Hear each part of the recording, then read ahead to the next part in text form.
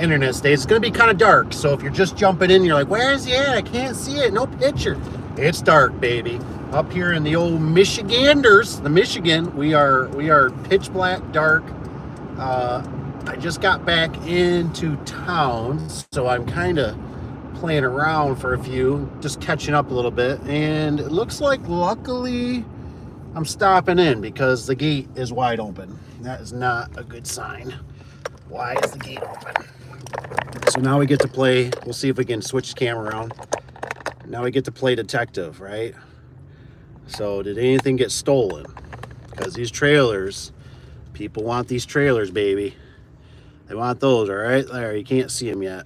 Oh, it's not focusing worth a pooey on here for you. Anywho, you have to trust me, they're trailers. So that's not good. So it happens. Really need to put the gate on a timer and have it so it times out. I don't know why. You know, we need to call the what do you call it, the gate company, you know, the garage door and the gate company. Can we do that? So anyways, we're doing a free-for-all. I'm actually you might see me here shortly. I'm gonna drop some tires off. We are loaded up. We got some tires for winter time. I see garage door guy 67. What's up? How you doing? Hope you're doing good. Hope you're having a good evening and all that good stuff. We can talk about some stuff. We can just play along here. Like I said, I just was at the shop. I thought, you know what, I'm not even gonna wasn't gonna do anything. I was just gonna take care of business, but I just wanted to at least say hello. And you know, if you guys want to, let me know what you're doing, what you're working on recently, or what kind of problems you're having. If you're having any garage door problems, hopefully the internet stays locked in and okay and doesn't glitch out too bad for us. I'll do my best. Like I said, I like to read all you guys' comments. But it's yeah, the wind's coming from the west, and you probably can't see it across the street. We got a flag over there. She's whipping at the church. So it's, oh, and by the way too, if you wouldn't mind, if you're coming through, hit the like button. It just helps wake up the algo, brings more people. You got to click off the video. It seems like I've learned that from Papa Tony a little bit. You got to click off the video, those little icons, those 3 dots up in the corner. It'll bring you down and let you hit the like button, and it just helps wake up the old algo so we can bring in more like-minded people, which is always good, right? Because we learn a lot. I learn a lot from you guys, you know, and I hope you guys learn a lot from me. And you know, like I said, if you guys get a chance to, you know, shoot me an email. Let me know what's up. You know, what's going on. You got questions, concerns, problems, anything I can do to help out. Ooh, it's getting brisk, baby. Heck yeah, man. It's definitely getting brisk. Like I said, if you're cruising through, don't forget, hit the like button. Questions, we're just kind of doing a free-for-all. You'll see me here shortly. I'm going to get the video going. I got to, you know, I got to get these tires dropped up. I'm going to show you them. I'll show you those tires if people want to see them. Tanner had actually a really good idea. He had a good set of tires I wanted to try out, but we kind of missed the bandwagon on her, if you know what I mean. Like things already got kind of ordered, so we're gonna have to go with the old Firestone. Hopefully we don't have the Firestone problems. Like remember the Exploders? Anybody remember the Exploders that had fire, or the Firestones on them? Oh my gosh, is it getting chilly out there? I'm not ready for the cold. We've been so spoiled this year. And also let me know what you guys get, what weather, climate, or what state and city you're in, because I'm curious if you get you know, I get a lot of guys on here, but I don't know where you guys are from sometimes, and I don't know what the conditions are. You know, it could be just cold and you never get no snow, or what do you get? What do you get? Get what you get and don't throw a fit. All right, backing up to the old shop here. Let's see what we can do. Snow yet? We don't have snow. It's supposed to be flaking, so it's kind of like tonight. It sounds like possibly something going on Friday is what we're kind of expecting over here, is what the word is on the street. So I know one of the guys was asking. Let's see here. I got to remember the code. So many codes. There we go. We're in. I got to get a light for this thing. That's what I really need. I'll show you guys though. Got a truck full of tires here, man. Ooh, it's so cold. Where the heck is my light? I put a light in here. It's in the front. I get it. I shed some light on this situation. Hope you guys are liking some of the videos I got out there for you. Let's see here. Oh, that's better. Can you see my ugly mug? Ooh, that's too bright, too bright. Flip you around here. Oh, snap. Look at all the tires. It's like a fleet, like a semi-fleet here. Son of a gun, man. Those should be nice and grippy, though. Should be nice and grippy. So hopefully they can get them changed out. Oh, what the heck do the boys got going? Look at all the doors. Oh my gosh. Cap's almost got this place as full to have it. Where the hell do I put these tires? Where am I gonna put these tires? Where do I put the tires? It stays out of the way for the boys. Oh, what do I do? This looks like a good spot on top of this little lift here. That'll work. Yeah. Yeah, baby. Uh-huh. Why do we got no lights in here? Oh, they're not on. Set them right here. That looks like a good spot. Kind of stay out of the way. Oh, no. Use cellular data. I'm sorry. Did you blank out? I'm so sorry. Let me turn off the Wi-Fi. No Wi-Fi. I'm so sorry. I'm sorry if we blanked out. That was my fault. Snow yet? What you got? It says I'm in Illinois. Ooh, and trying to snow, but still raining. Yeah, it's not. I can feel it. I can hear it hitting the metal roof right now. So it's kind of pingy. So it's getting there, but I don't think we're cold enough yet. I think we're still in the, like 40 some degrees or something like that. So let me know if this glitches out too bad too. I know the lives can be, I turned off the Wi-Fi so we're not switching back and forth. I don't know how high I can stack this, boys. I got to get this light turned on. Get some light in this place. There you go. Thank you, light. It's one of those automatic motion ones. Works pretty good. Oh, and don't forget, like I said, if you're cruising through, hit the like button. Just helps wake up the algo. Like I said, if you guys got any questions, comments, starting business, starting garage doors, you lost one of the fingers, how not to lose fingers, anything you got, you're more welcome to ask on the lives. I just do lives for you guys, for just seeing what's up, how things are going. Ooh, man, that's really close. That lift we got is really close to that light bulb. No, light bulb don't look like it's worth a hoot. It looks like it could break it off. Whew. Oh, man. I tell you what, am I the only one that loves the smell of fresh tires? I love brand new tires, man. Smell of brand new rubber. Man, it smells good. I don't know. We'll see if we can get her that high. Does it work? Oh, I should have brought one of the kids. It says, I feel like the ground is too warm for it to stick. Yeah, what they were saying in our neck of the woods is that they were saying if it gets, and I've seen it before because I used to plow for the city. If we get too much accumulations all at once, it'll like, I don't even know how to explain because I'm not the meteorologist, but it's almost like it'll shock the road. The road, and then with the cars and they get that weird slush, you'll get that you'll get that ice effect. Will it last? No. But the problem is like the morning rush, when people are pounding on that stuff, that's where you'll have problems. If we get too much accumulation too fast and a little bit of that dip weather.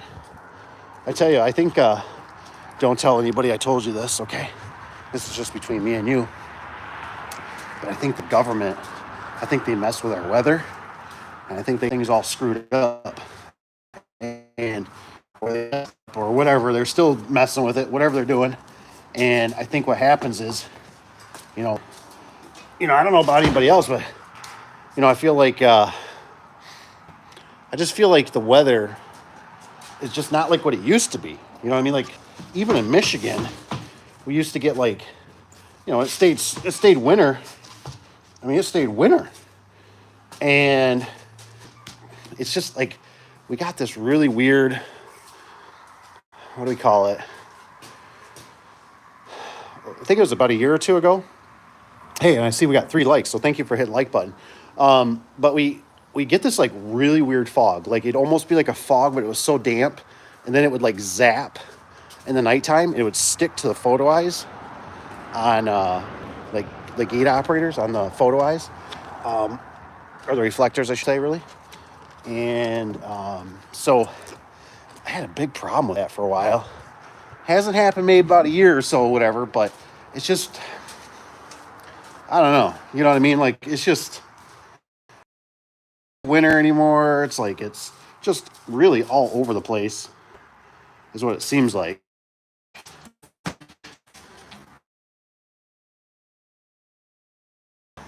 So I'm getting there.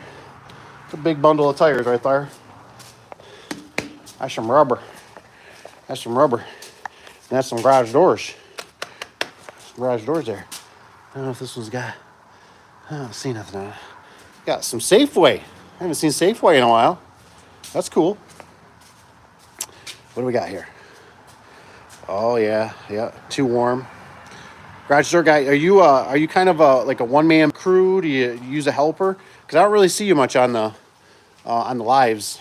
So I'm just curious because you're kind of a new face to me, I guess, or maybe a new user. I don't know what you call it. You know, I'm just kind of curious what you guys are, what you're operating. This is good. Grab this one. Oh man, so not ready for the cold. And so spoiled.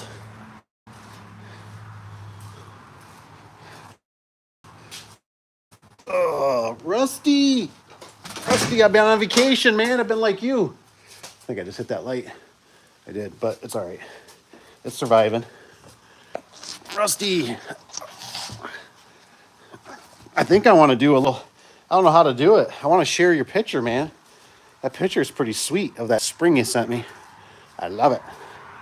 I love it. The end cone, the universal one.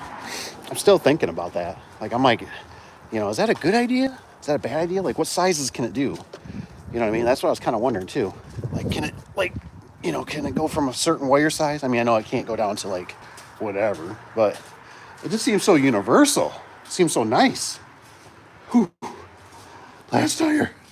Oh, I gotta stack it up high on the pile. You're gonna look at the sky for a minute. Let me know what the light bulb looks like. Oh.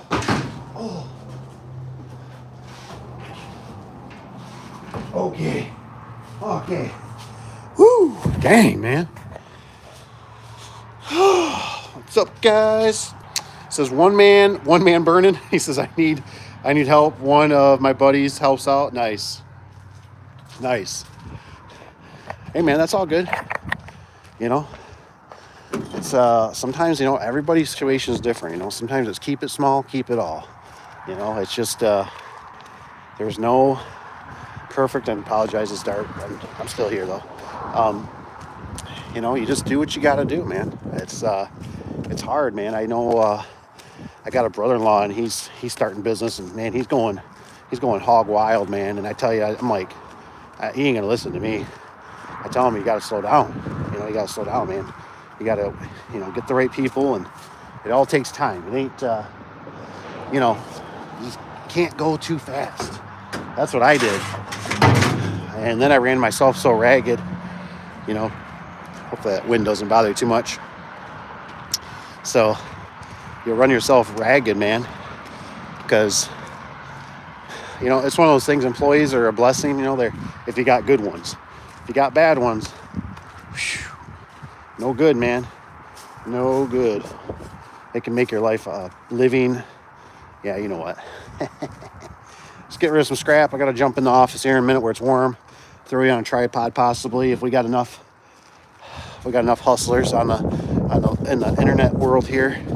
We'll do some yakking. What the hell is that noise? Thought somebody was coming in. I'm just throwing a few things in the scrap. Too bad we ain't got Evan here. He'd always be like, "What's in the scrap hopper?" And I'd have to get a flashlight anyways. So try to read some of your comments here while I'm daydreaming. One man says it held for 20 years. So it was strong. Man, dude, that cone thing is sweet. I'm telling you. I don't blame you. I would have done the same thing. I'd keep that thing too, because that thing was unique. That was really unique, actually. So it looked like 6-inch inside diameter was max, and probably down to, oh man, 3-inch or 2 5/8. Wow, that's not bad. That's not bad. I'm assuming, it's probably one of those things that the machine work and, it's a heavy item or whatever. So the cost savings is what has been implemented, and that's why they don't do it anymore. But I thought it was sweet, man. I was like, I'd never seen that before. That cone being adjustable like that, I just thought, I don't know, my mind would just went, when I seen it, went wild. Like, there's so many things you could do with that. Like, you know what I mean? Like what if the spring breaks right towards the end and you could just tear that thing apart? Would it be easier? I assume it would be easier to tear it apart. Tear it apart, and then, ooh, it's gonna feel good in here. Ooh-wee! It does too. I think we got a problem though. The phones are red. I think this internet's been having problems in here lately. That's really, it says it's online. I don't think the phones are supposed to be red. If memory serves me right. There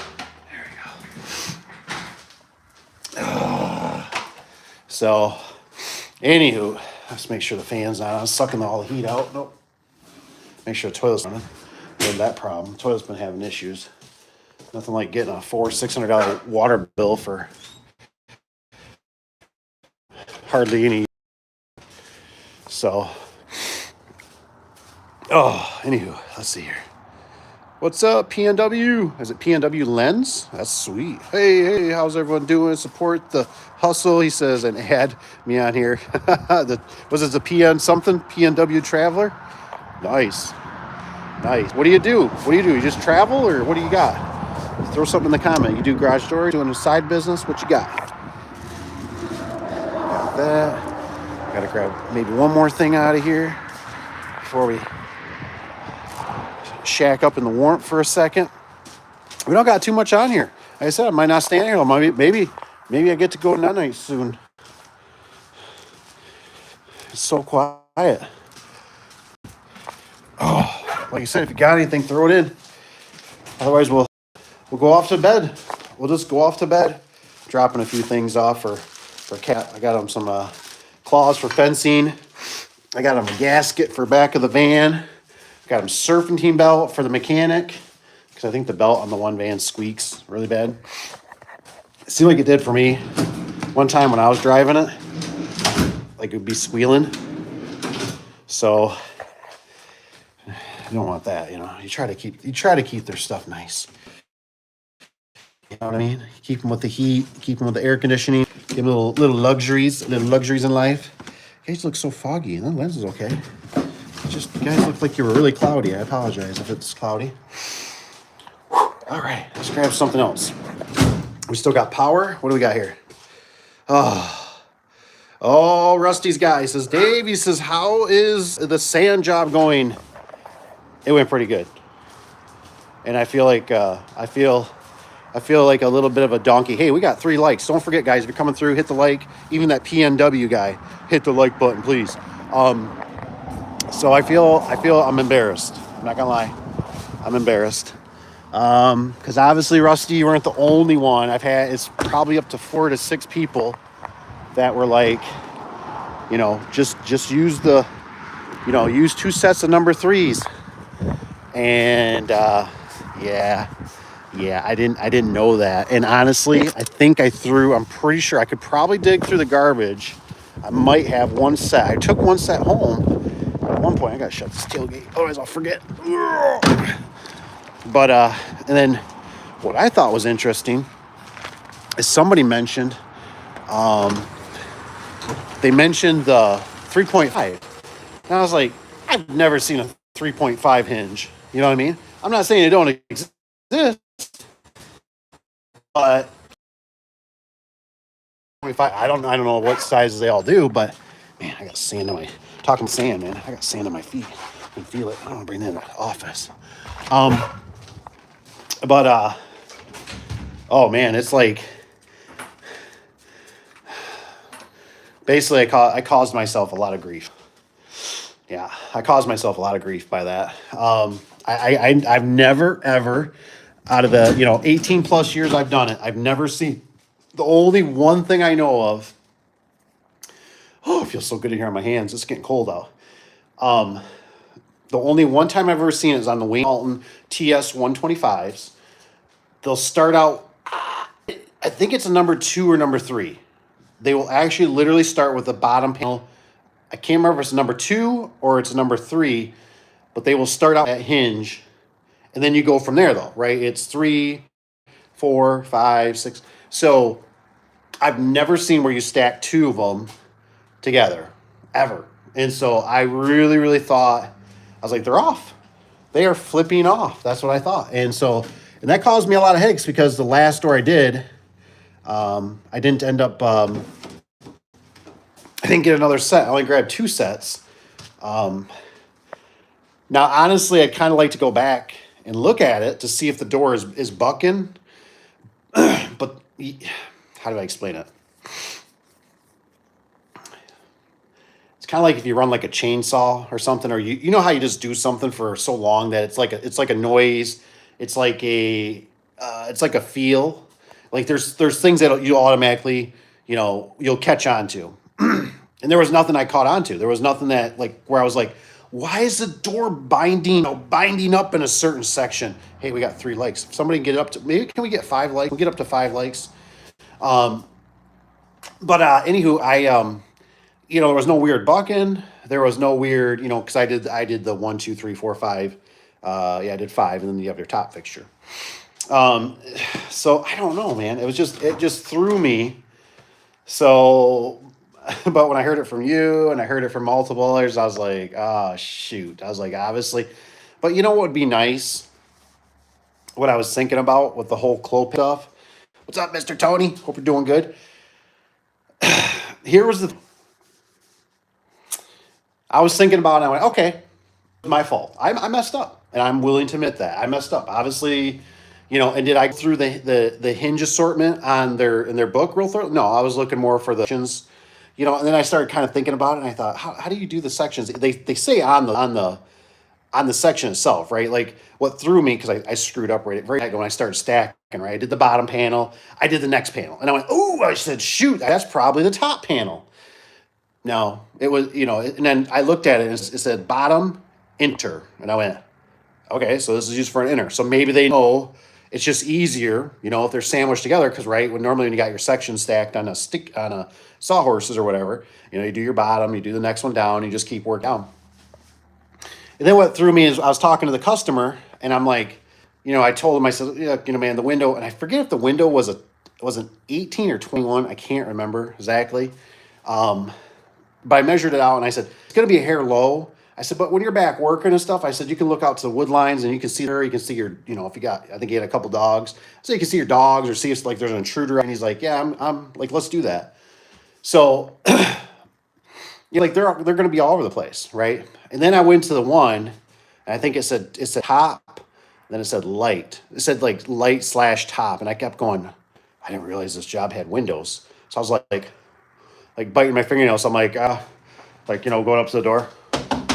Hey, Mr. Customer, do you got windows in these doors? And he's like, yeah. He goes, but I don't know about the back one. He says, I think that one I didn't do them. And I'm like, well, from what I'm seeing, it does. And I was like, we need to have a conversation here. Like, where are these windows?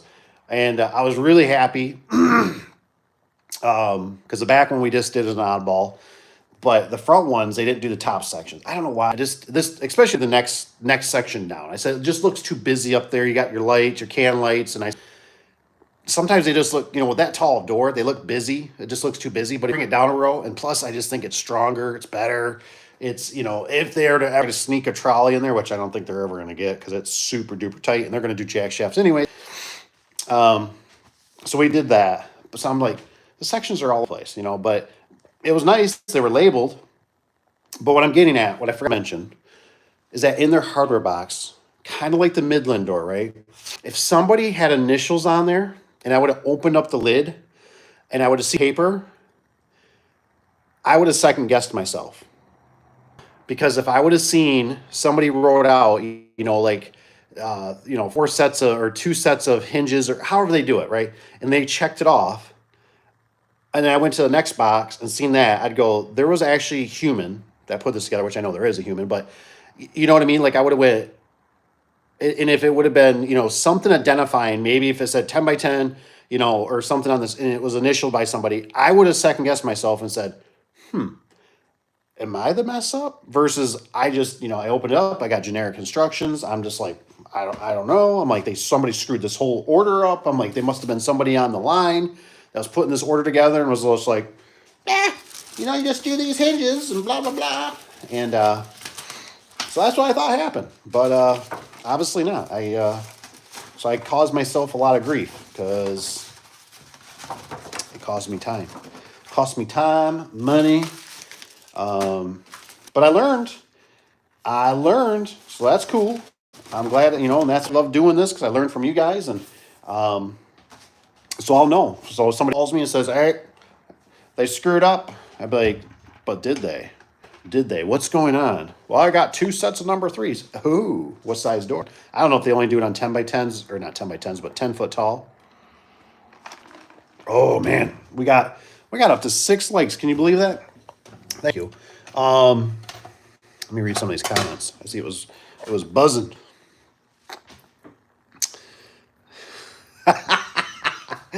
I love it. I love it. Evan's got on here. Let me jump back. I went back too far. But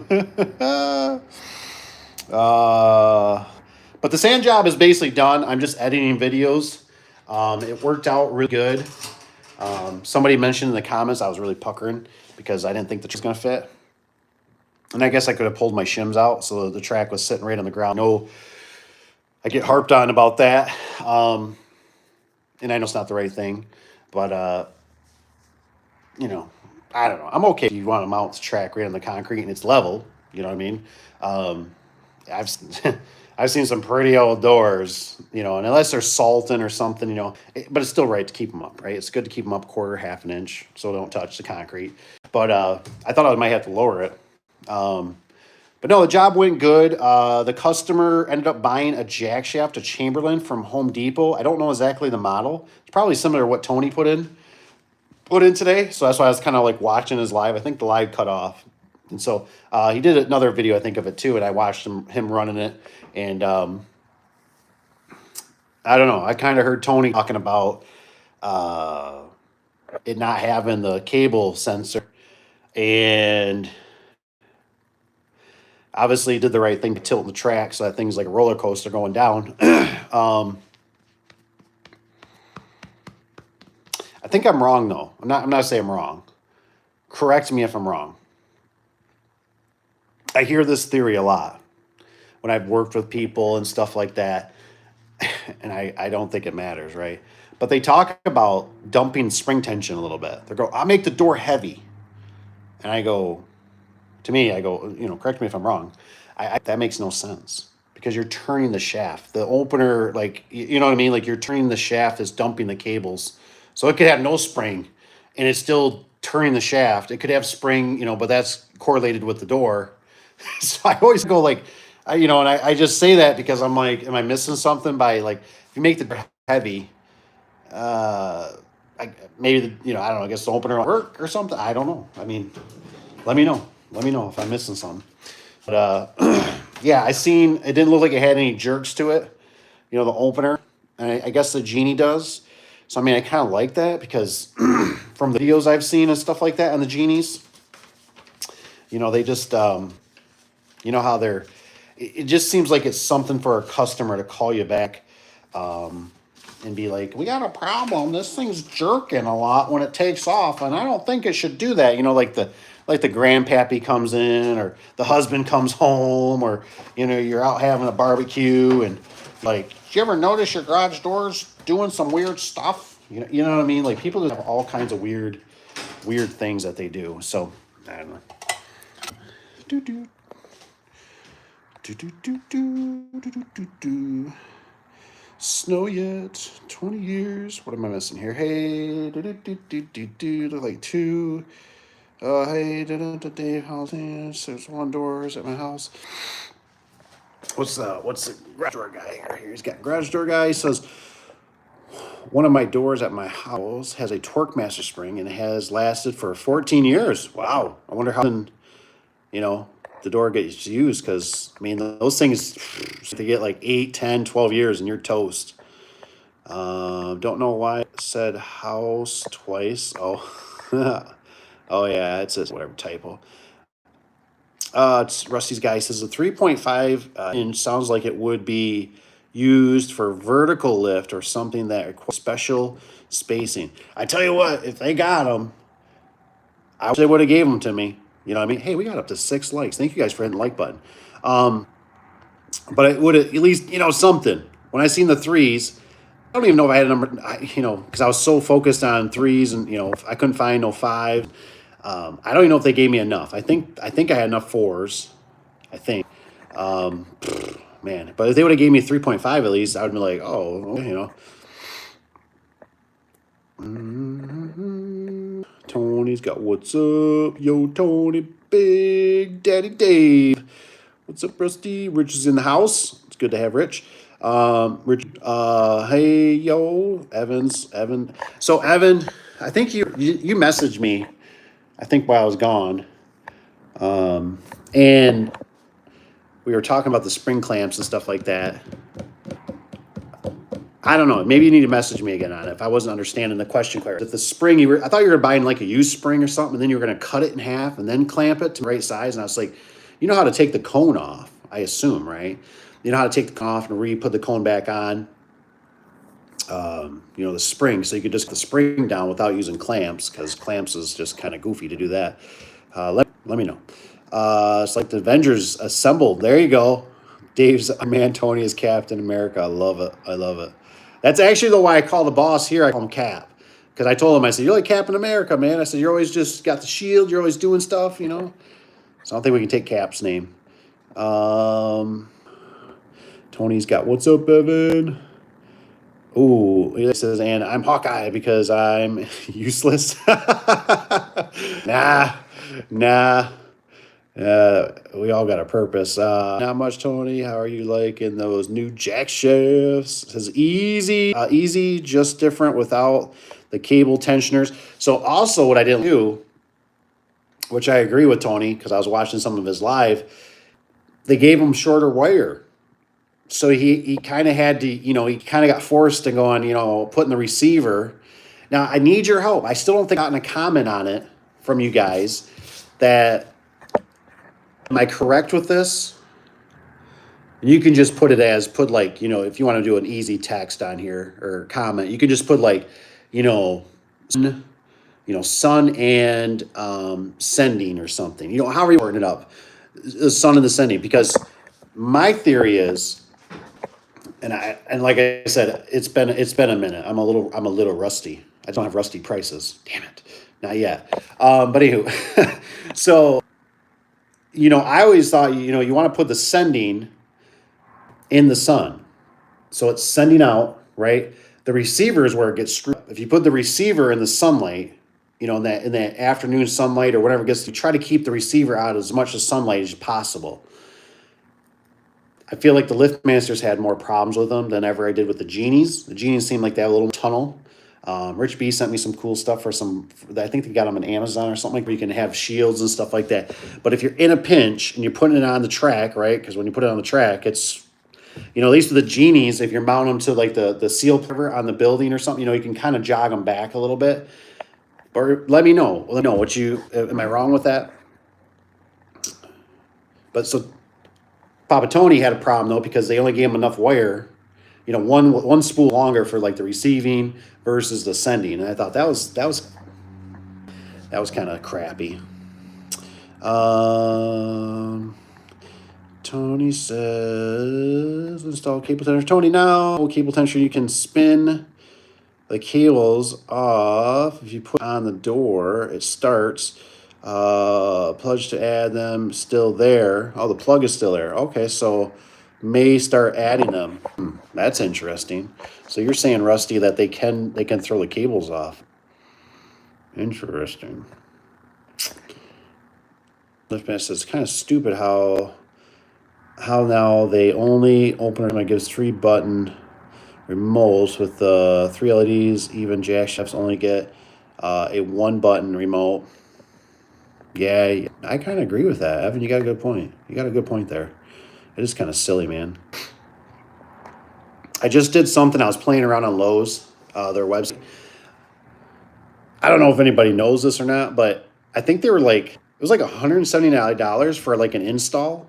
I thought, whoa, I jumped. They normally don't jump that much, you know, because it used to be like 80 something they used to pay us. I think they charge 95.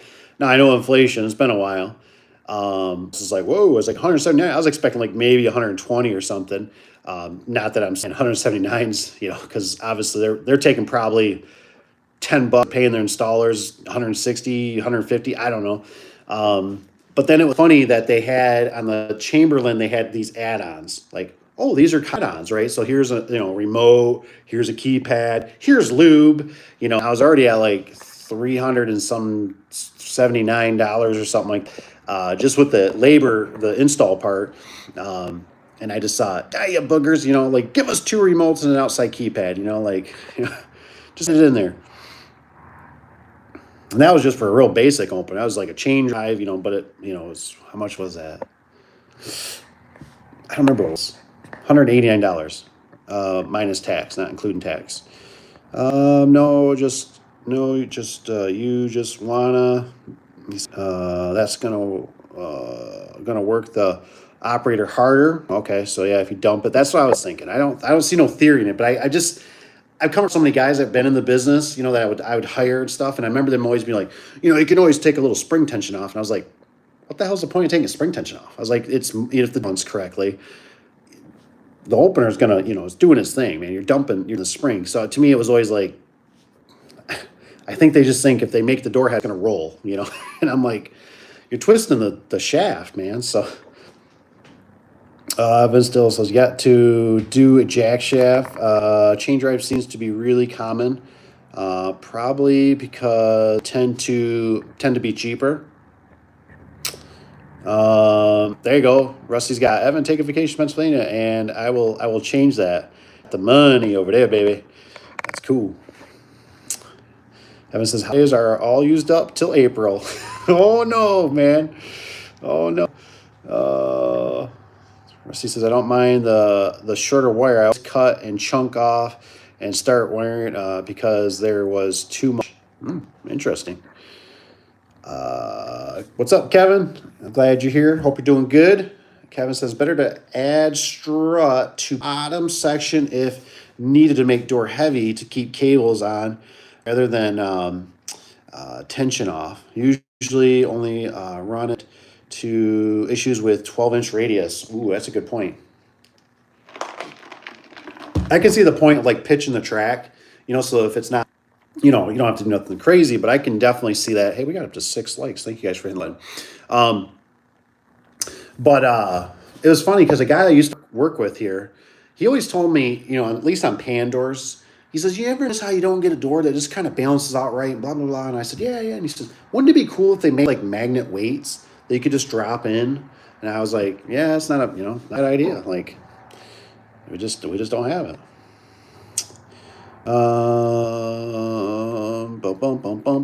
But that's not a bad idea. You know, put a strut on there, 12-inch radius. Yeah, 15 is going to run a little smoother.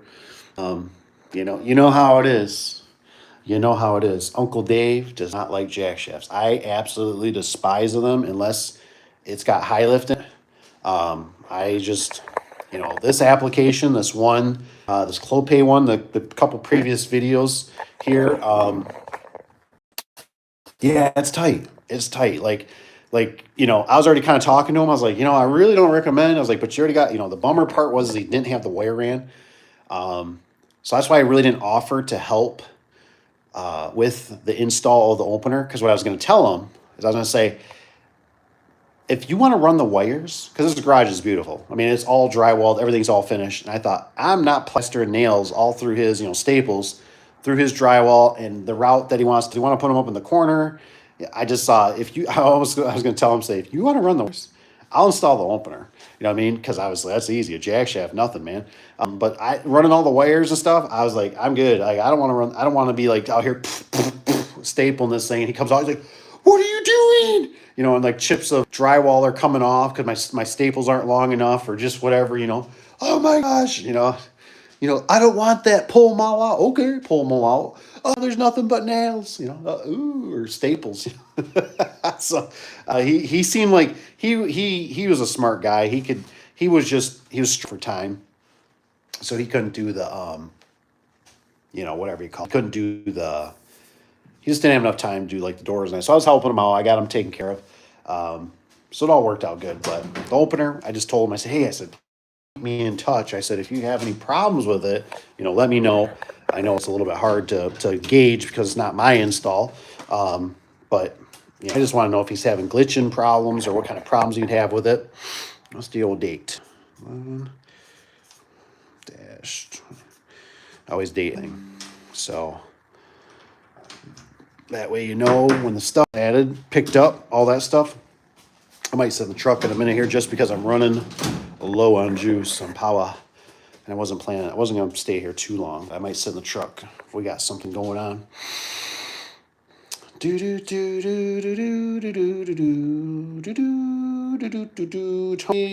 Tony says, you want the sender in the sun and the receiver out of the sun. Okay. Thank you for telling me that, because that's what I always thought. You know what I mean? Like it's okay to send the signal through the sun. It's on the receiving side is where it can get the sun, the radiations and stuff like that. The rays can. I remember we had this one. It wasn't too far away. It was probably about a 20-minute drive. We did the door, and of course, it was like that photo eye. We could have used the skinny photo eyes. It was like too close, and I got it in there. I had to dig out. Somebody else already did it, but I had to dig out the drywall to get it to sit right. For the eye, and then have the wire. I remember they'd call. The secretary called. By the time I get out there, it could be an hour. It could be to 3 hours by the time I get out there, right? So I get out there, and it was like they're home when I was coming. It was like I think it was like an older couple. And they're like, secretary put it in the notes, they're having a problem with the photo eye. So I go out there, or the door was shut. So I go out there,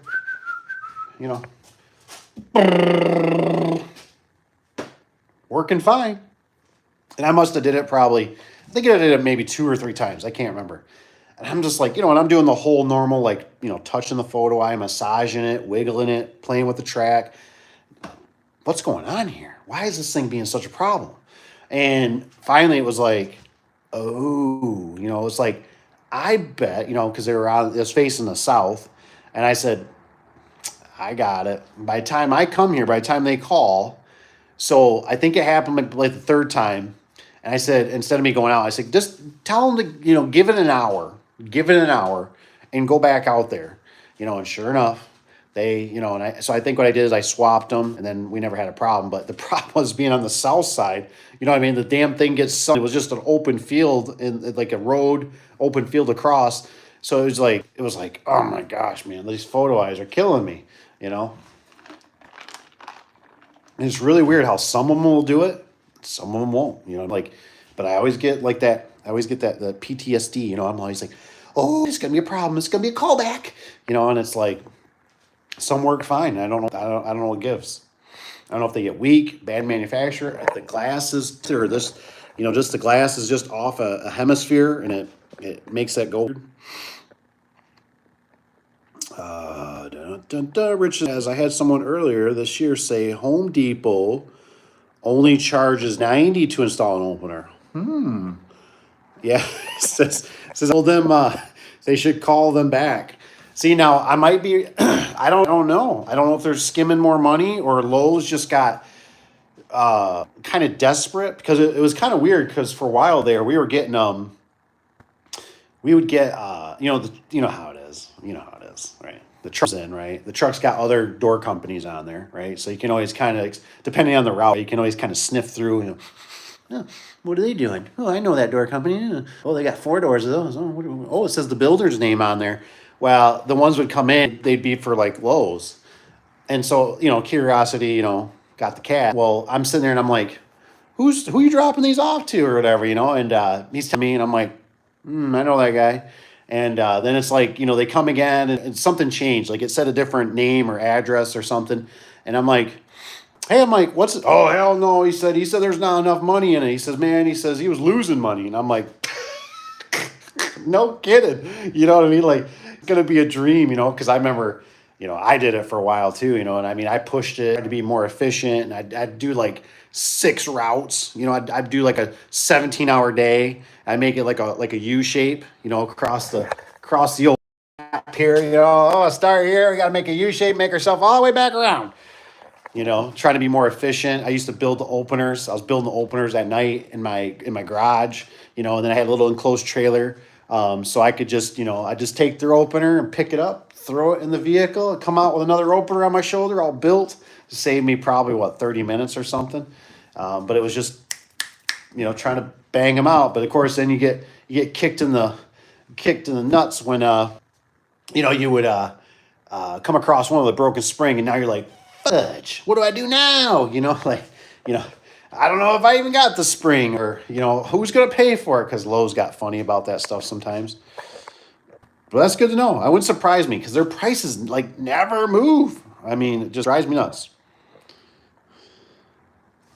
Tony says, I'm 25 customers opener.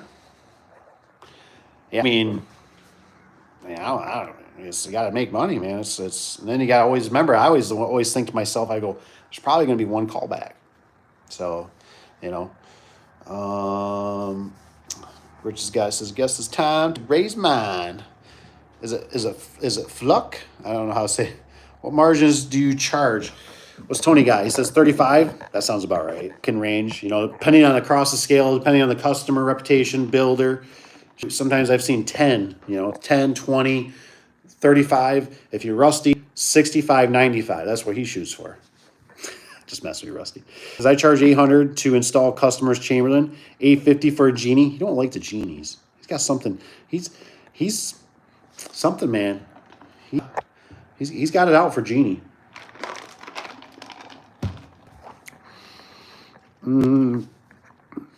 Kevin's got it. Says, yeah, you go Tony, subs ops out to Home Depot. You still make 105 and get more Florida time. Says, if I was 2,000, what would you charge? What's his name? We'll get this. Rusty will tell you. Says, is that tear out? How many hours to complete the job? Yeah, that's the thing. I seem like I quite a bit. Rusty's really good for this. He knows, you know, and you can always adjust it from there. He's the guy that's kind of on the fly for this stuff. But like for me, personally, I have like a teardrop price that I do. So like it depends on how far away it is, you know, time wise. It depends on, you know, it depends on the location. It depends on how accessible the job site is. Is there clear? Is it a tear out? Is it a wood door? Wood doors take more time. Is it you know, if the customer wants to keep the door, you know, you know, all those things add up. So are you gonna send 2 guys out there? You're gonna send 1 guy out there. So that's why it's normally, you know. So here's the thing. This is what I would do. This is what I did. For the most part. Now, obviously, if it's 2 to 3 hours away, that's going to vary, right? But when I'd have Bill call me, and they go, "Hey, we're bidding this. I mean, I'm right here right now. Like, I need a number." And I'd be like, "I don't know." You know what I mean? Like, dude, like I haven't seen the job. Is this construction? You know, normally they're always going to bite you somewhere. You're going to have to cut and modify the track. So what I would do is I would just take the number and double it. So whatever my material was, just double it, and that's going to probably include some markup. It's going to include your time, your labor. And then what I like about that is that when material goes up, normally your labor and everything else, right? Gas prices, oil changes, everything goes up too. So you just take that number, boom, double it. It's going to be there. And that, with you know, builders, you got to remember, most times they're just looking for a number. They're just going to tack on 10% for themselves. And then if they land the job, they're going to then they'll start negotiating a little harder, right? They're gonna, if they like you, they might use you or say, I got a bid from somebody else, your competition, and they were $5,000 cheaper. And you got to debate if you're hungry. You might play ball again, so maybe you eat crow on this one, but the next one you can eat lobster or whatever.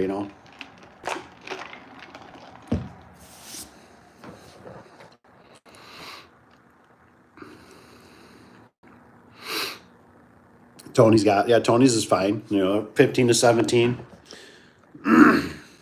sounds about right. Tony says I always include an H and R. I don't know what H and R is. That like human resource or what's H and R? Hours and I double my door cost and then charge for labor also. Sweet. So do I. There you go. You got it. R and H.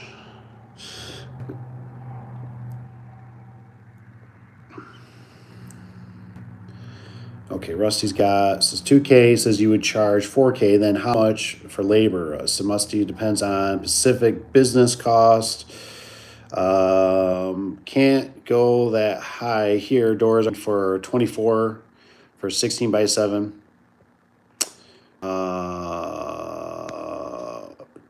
Got my biz cost. Your garage door business. Just do it on the side. He says yes, but I charge pretty high. So if the door costs 2.4, you would use 2.4K. He says, what would you charge? Tony's got, let's see, Max, Mad Docs. I think it's Mad Docs, right? I get doors for about 1,000, charge 14, 14 more, but I have a lot of competition area. Rusty, he says Rusty.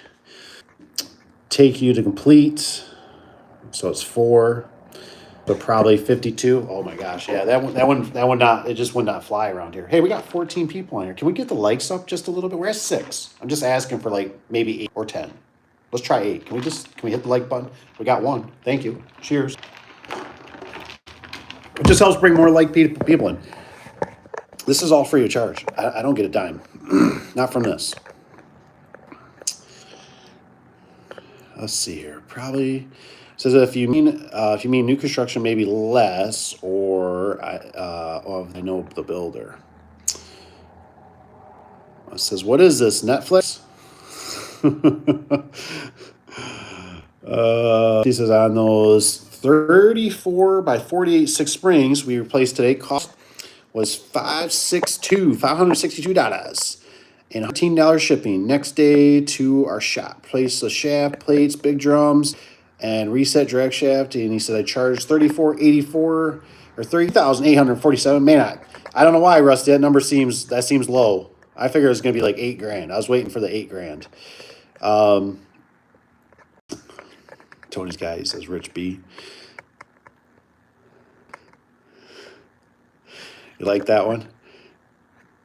But I mean, like I said, if you can get it, if I could get stuff like that, you know what I mean? We just don't have, we just don't have that. Like people they just won't pay that. We live in a poverty area, I guess, or something. We got the nicer area, but you'd have to travel. If you wanted to keep servicing really high end, we'd have to travel a long ways. But you always got to remember, I'm buffering. Darn it. Wax on, wax off. There, that worked. But if you, so like what's different for us, right?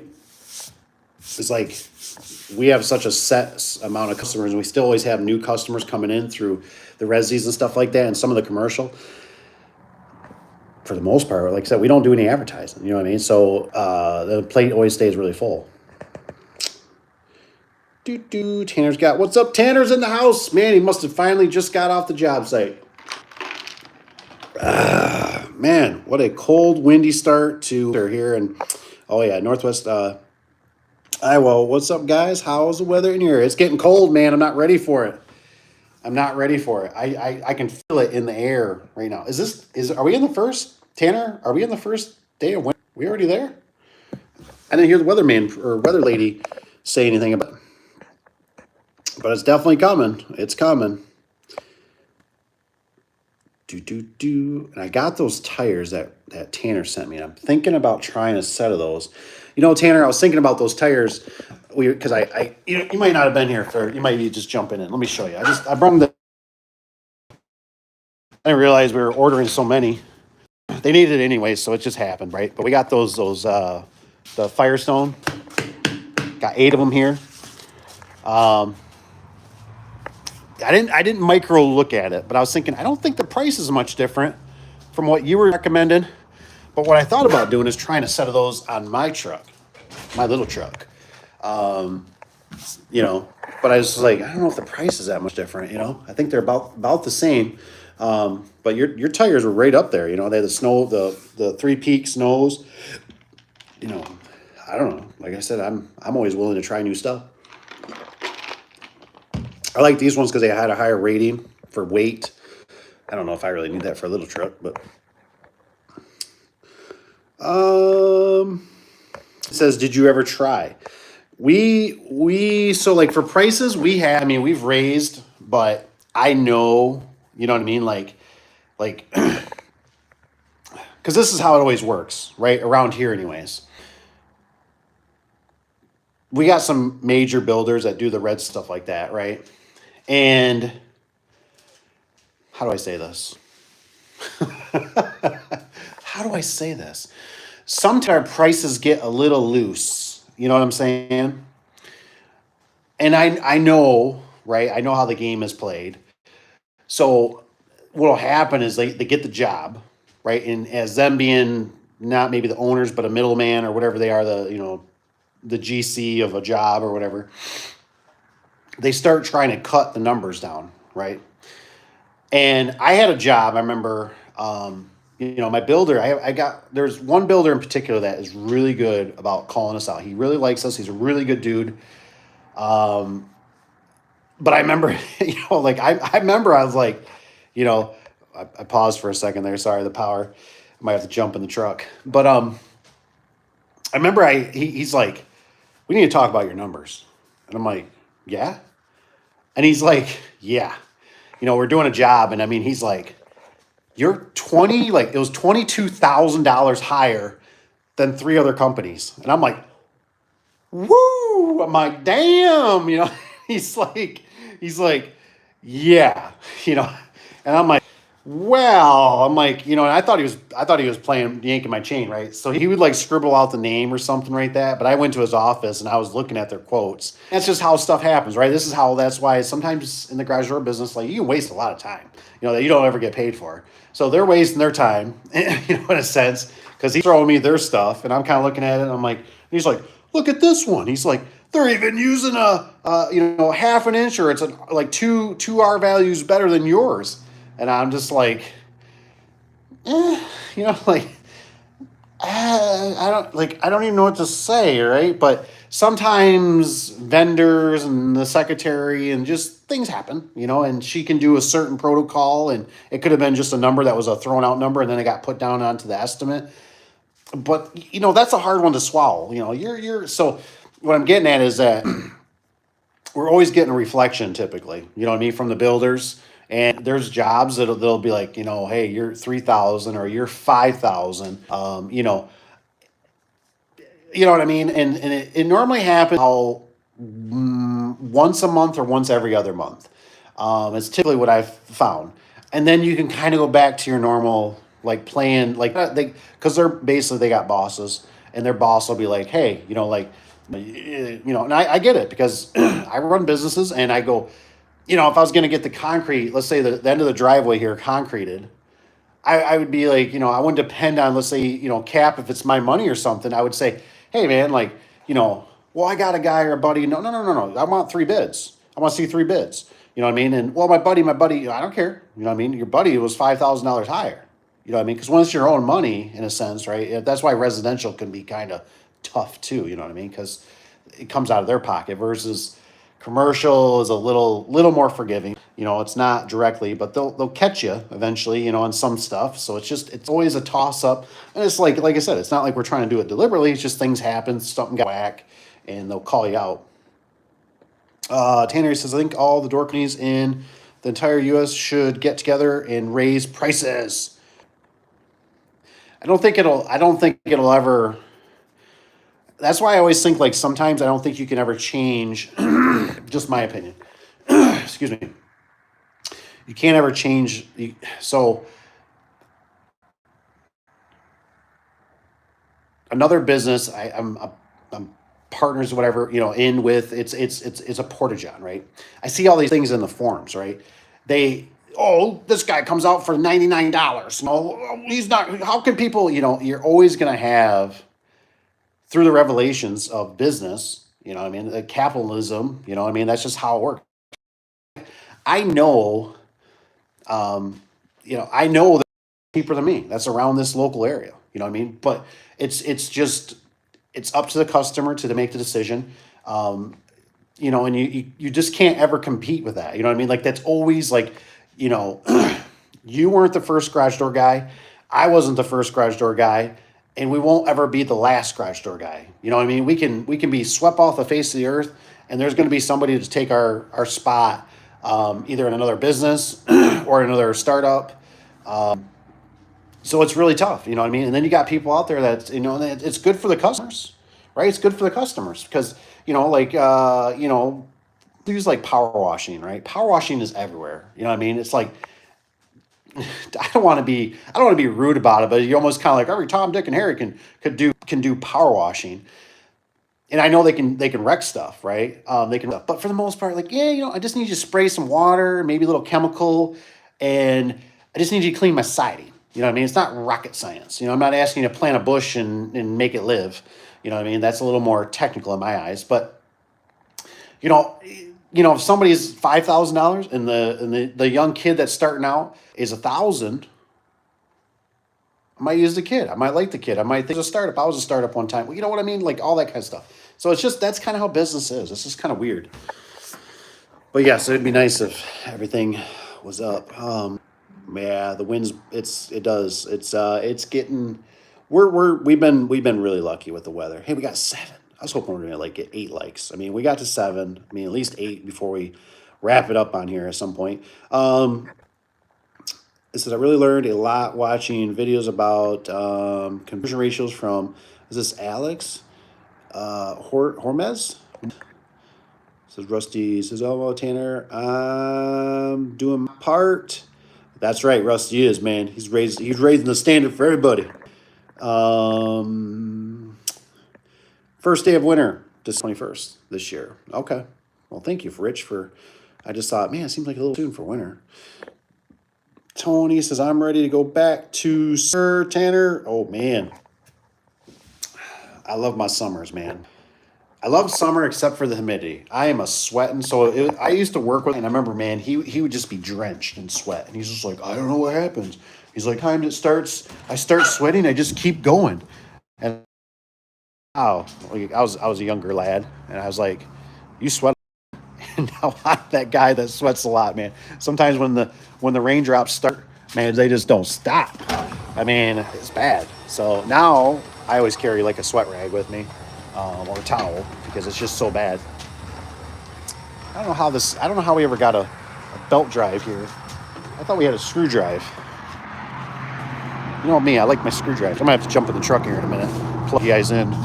We'll do some chatting still, but I gotta keep the power going, otherwise we're gonna have problems. But yeah, summer is nice, but the humidity.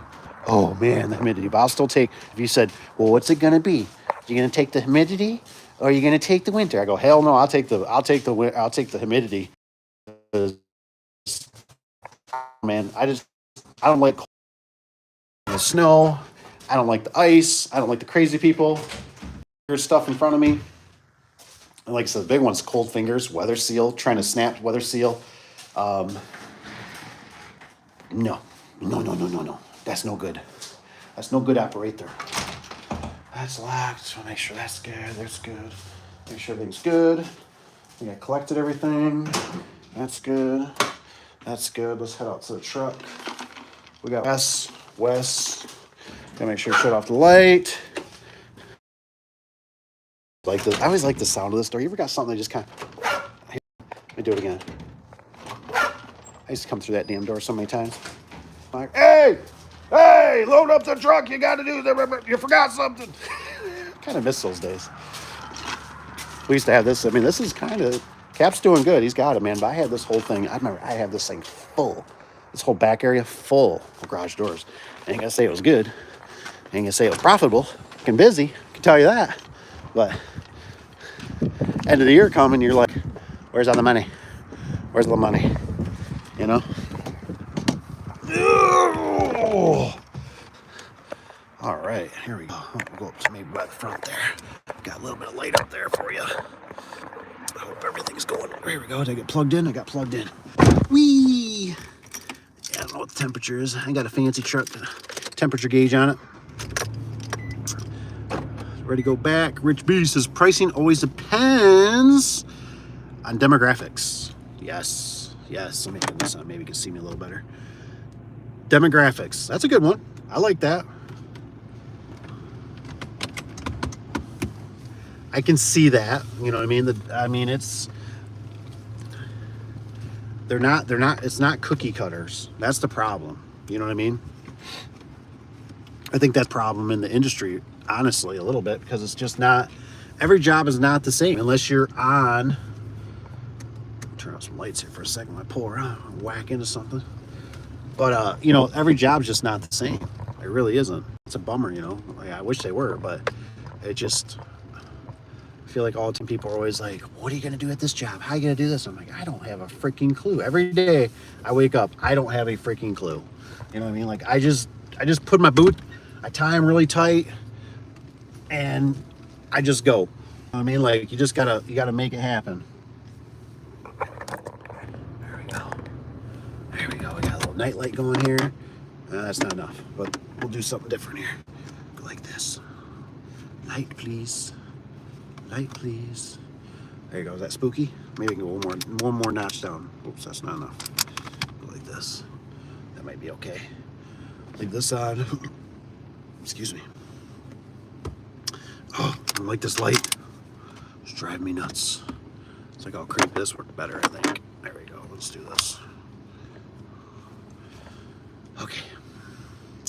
Back pricing depends on demographics. Tanner says we are pretty average or in the higher price in the area, but I feel like the garage doors are hard labor, very by hand handling job. Yeah, that we don't have as good margins as HVAC or plumbing. Yeah, you know, and it's funny, Tanner, because I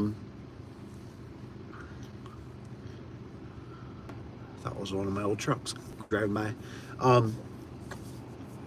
because you know, my buddy that he got, you know, whatever he's gone, and you know, he always used to tell me, you know, he was always the one that told me a couple times. He's always like, Dave, he goes, I don't know why you're sending two guys out, you know, for doing like a 16x7. And I'm like, I don't know, dude. Like, it's just, you know, like, because, you know, in the business, Tanner might be experiencing this somewhat. You know, every day is like a new challenge, right? Because every day, you never know how the guys are going to... They might have got hurt that night. They might have went and played hockey. They might have went and did basketball. They might have been playing something with their kids. They might have been working on a fence or working on a tractor, and they hurt themselves and they come in. So sometimes it was like, I'd just pair them up. Sometimes I had one guy go north, and one time I had to have a guy go south. I can't do it. You know what I mean? And I always would get the guys, right? The guys that would be, you know, doing the, you know, if you sent two of us, you know, it'd go faster. And I'm like, yes and no. Because here's the thing. I got two guys in a truck that are going up to a job. I got two guys in a truck. And you two guys in a truck are taking that travel time, and mind you, by, you know, that always, you know, running 45 minutes to an hour, to an hour 15 to an hour and 30 minutes away, one day. And I said, but if I have two guys and I separate you, yes, job might take you an extra 30 or 45 minutes. I'm talking basic, couple pair of 9x7s, 16x7, you know, things of that. But also when I divide you guys up, you know, I'm also getting, now I'm getting that if there's a variable, right, there's a problem, one, you know, I don't have two guys standing there going, well, somehow we missed, you know, the perimeter seal. Oh, and I got two guys standing around now. Crap! Oh my gosh! You know, or we forgot the torsion tube or the springs or you name it. I've had it all. Versus now I got one guy. At least another guy's working. You know what I mean. But sometimes you know,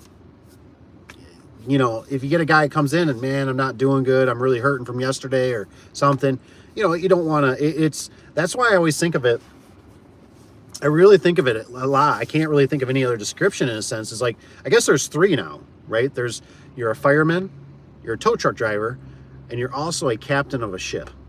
And all I can always think of is, I always think of like Deadliest Catch, right? And you remember watching on Discovery Channel and those guys, and they're getting on the radio and they're telling, tell them to batten down the hatches, come in boys, it's too rough of seas, you know what I mean? That's what it's like, I feel like, in business. You know what I mean? You're constantly, you have to wear so many different hats, and you have to know everything, how the engine's running, how the boat performing, how the waves, the weather, all this huge demographic, right? And that's really tough, especially like I said, when you come with because humans just get sick, they don't feel good, they don't show up. There are a lot of variables in there. But I agree. So the HVAC, my buddy used to tell me, he always says, it's weird. He goes, they'll pay the HVAC people because their house is cold, but they won't pay the garage door guy. And I was always like, now I've kind of had to be outsmarting that. So basically that's why most time you always get half down. And then also, when you're done with the job, you need to make sure, which is sometimes like you don't want to do it, right? You don't want to do it, that the customer, and I know you can't do this with all builders and commercial, you got to bill them.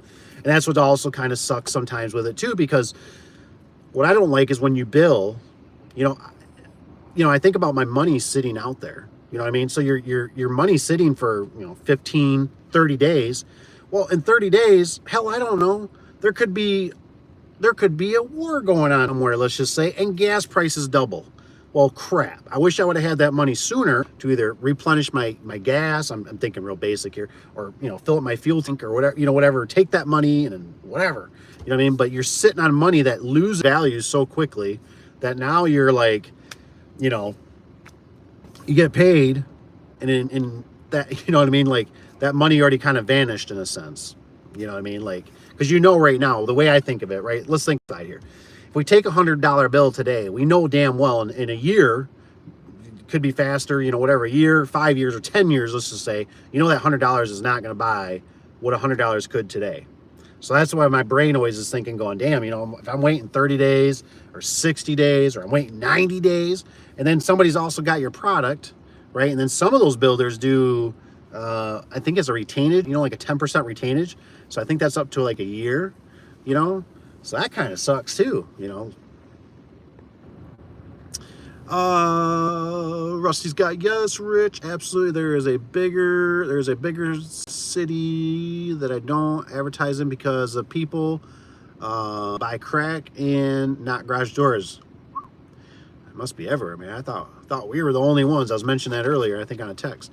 But I've seen them slowly, easy work, he says, not back-breaking. Maybe sell crack with the doors. Ooh, there you go. That's an add-on. It's a 2-for-1. Might be right. Damn. Might be right. That might be a good idea. Value add. We're doing a value add. We're doing an add-on. There you go. Rusty says, exactly. This is why we need to remind each other of skilled and rare we are. That's right. What is, has he got those swords? Or is that needles? I can't tell. Oh, man. Tanner says, Tony says, I'm loving this weather. So not hot, didn't sweat a drip today. Covers head to toe. No metal shave burns. It's heaven. The wind just needs to simmer. Oh yeah, the wind, man. Like I said on that Clopay one, like I said, I had that video, man. That video was not that justice. I was so paranoid on that first video I mentioned about the wind. I was holding on to sections for dear life, and I mean, I was paying. I thought I was going to flip the sections off behind me. It was coming through so fast. You guys, I tucked over in the corner finally, so the wind wouldn't bother the camera too much. But man, I tell you, that wind, I can only imagine what Tanner deals with, especially those monster doors and stuff. Holy no, thank you.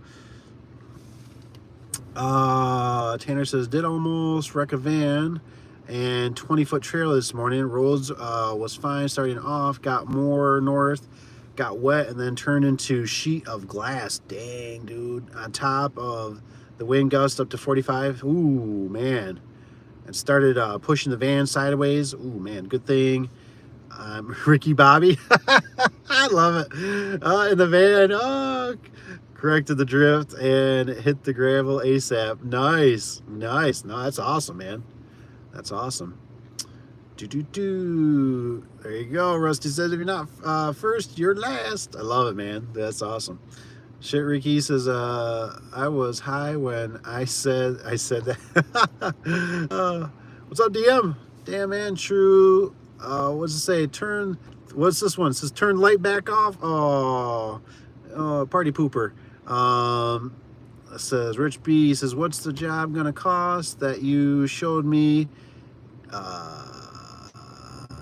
Rich B, what's that job gonna? Oh, okay, yeah. So Rich and Tony were showing a job. Rich was having, it was tight. It was just a spring job, but there you go. I love it. Shake and bake, Tanner. There you go. That's funny. Good movie. I should watch it again. This is one guy and one guy, experienced guy, and one helper. I'm a little off. Maybe I missed something. Rusty's got a semi. We're not expecting a semi here, are we? Sometimes they'll sleep in the parking lot here. It says, Dave, how is it? I go one job, my brother and other, and whoever gets done first calls and sees worth coming, or just do another service call. That's kind of a good I don't know, that's kind of a good way, it's one of those things, like I think right off the top of my head. So here's the thing. In our group, which we have a great group, I love you guys. I think Tanner's the only one to, maybe not. I know Tanner said, I think some are friends and stuff like that. But, when it comes to employees, you got to have some stuff really programmed, right? So I just want to bring this up. I remember one company, quite a few cities over, one of the things they would always practice, which I thought was not a bad habit. But you almost want to start this kind of right away, right? Kind of nip it in the butt that this is protocol. Because whenever you're starting a business and whenever you're kind of like that kind of stuff kind of starts getting set in stone. Not to say it can't be changed and all that, but like for us, right? When I started the business, I always did it from 8 to 4. And that's always just kind of stuck. It was basically like, you're going to get paid, for your lunch and everything, but like, you put it in a good day, we're 8 to 4. And then normally what it is like 4 to 5 is kind of, that's the time for the phones to start settling down, the secretaries to catch up, and paperwork and stuff like that. But that always stuck, and it's really hard to kind of change that. Not that it can't be. So anywho, this company, what they would do is they would make their technicians call. And so if they called every job before they left, you program that into them, kind of like what you're saying, Rusty, it would slow them down, because what I would do, right, I would get a list, and I would go through a list. So I'd make the guys that say, every job you leave, you call me. But then, here's the thing, you got to have somebody in the office, like a dispatcher, you know what I mean? And so they're going to go through and go, did you put a sticker on the door? Yes. Take pictures of the door? Yes. Did you put them into, let's say, Jobber? Yes. Did you show the customer how to run the door? Yes. Did you tell them about the photo eyes? Yes. Now you could probably automate some of this and put it through, but I think it's just, if you had, if you have specific notes in there, because certain jobs and stuff like that, you know what I'm saying? Like, but it would slow them down where they go, did you, because a lot of guys don't like taking pictures. They can be lazy about that. But you know, you want your stickers on those doors and you want them labeled correctly. I had a guy, I remember one time, he always put sticker on, but he never labeled the damn thing. You know what I mean? So it was like, I'd go back, you know, two or 3 years later, and it's like, when the hell was this installed? You know what I mean? Because I just look at the sticker. I don't want to call the secretary. I don't want to deal with the internet. Maybe my phone's not working. Maybe my phone's dead. Look at the sticker and go, oh, I know who did it. You know, Ricky Bobby did it. Oh, okay. You know, and here's a date. So just something to think about, you know. How I do it is go. There you go, Tony. Just keep going, baby. Tanner says Magic Man, and is it Eblo? Magic Man, you see me now? You don't. What does it say? Rusty's guy says, Dave, I did a door in June, and they had to finish clean. Oh, before, okay, opener this week. 6,000 waiting for months. Ooh, man, that's harsh. That's harsh, that money, man. I hate money sitting. I hate it. It's just like the worst feeling in the world. And then when you gotta chase it, it's like even worse. You know what I mean? Because now every second, every minute, every hour, you know, you're investing into there. You got the secretary, you got yourself, you're sending letters, you got reminders. And then, you know, here's another thing about that whole time thing, right? You know, stuff happens. I mean, we just had all the Rite Aid Michigan close, right? Who would have thought, you know, a Rite Aid's or a Walgreens or would be closing all their stores, but it happens. So it can happen to anybody. So now when that money sits, it's just that more possibility for, you know, they could go out of business. They go, you know what? I remember, see, I learned this one time. I was in the lady's office. We were doing, it's called for, it's Amazon, but it's not Amazon that you're thinking of. It's just an apartment place. And we were working on the man doors, right? These people were animals there. I literally had a guy, like, when I'm working on it, like I'm bent over, putting my tools away. This guy comes up and jumps on the door closer, right? One of those automatic, like, you know, for a little man door, glass door. He jumps on it, hangs from it. And I mean, I look around, I go, what the hell are you doing? Oh man, I'm playing basketball. And I'm like, I just got done doing this, you jerk. And so I went in there, and I remember I was sitting in the office, and let's just say the secretary, she, you know, it was easy to sit there, okay?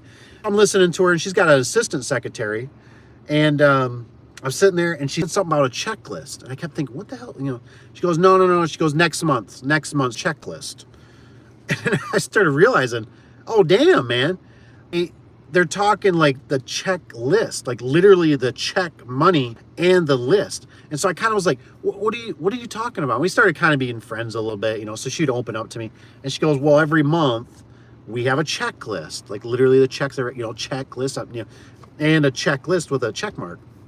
We go through and we decide which vendors we're going to pay, because we only have a certain budget. And I was like,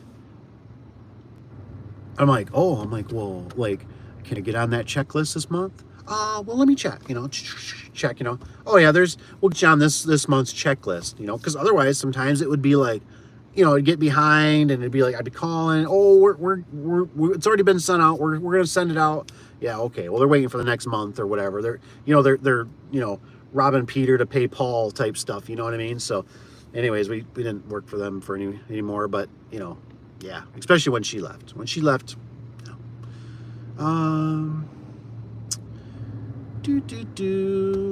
Tony's guy said, I did garage door work for the manager of Costco. I got a new buddy. Ooh, nice.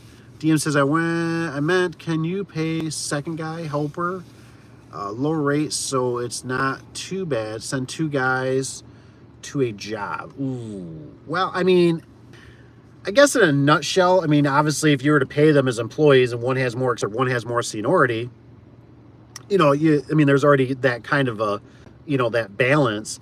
I've tried a lot of different ways. So like, I even tried to do it as like an incentive at one point, where it was like, you know, if you go do this job, you know, this job has this much. And I mean, I have tried all different ways, and I ain't gonna say, oh, I perfected anything. All I know is it turns into I'd like to say another word, but I'll just say a stinker. It turns into a real big stinker, because there becomes so much paperwork behind the scenes. and then you gotta enter that stuff into payroll, and you gotta, then it's got to be this and this, and it's almost like you're just better off either.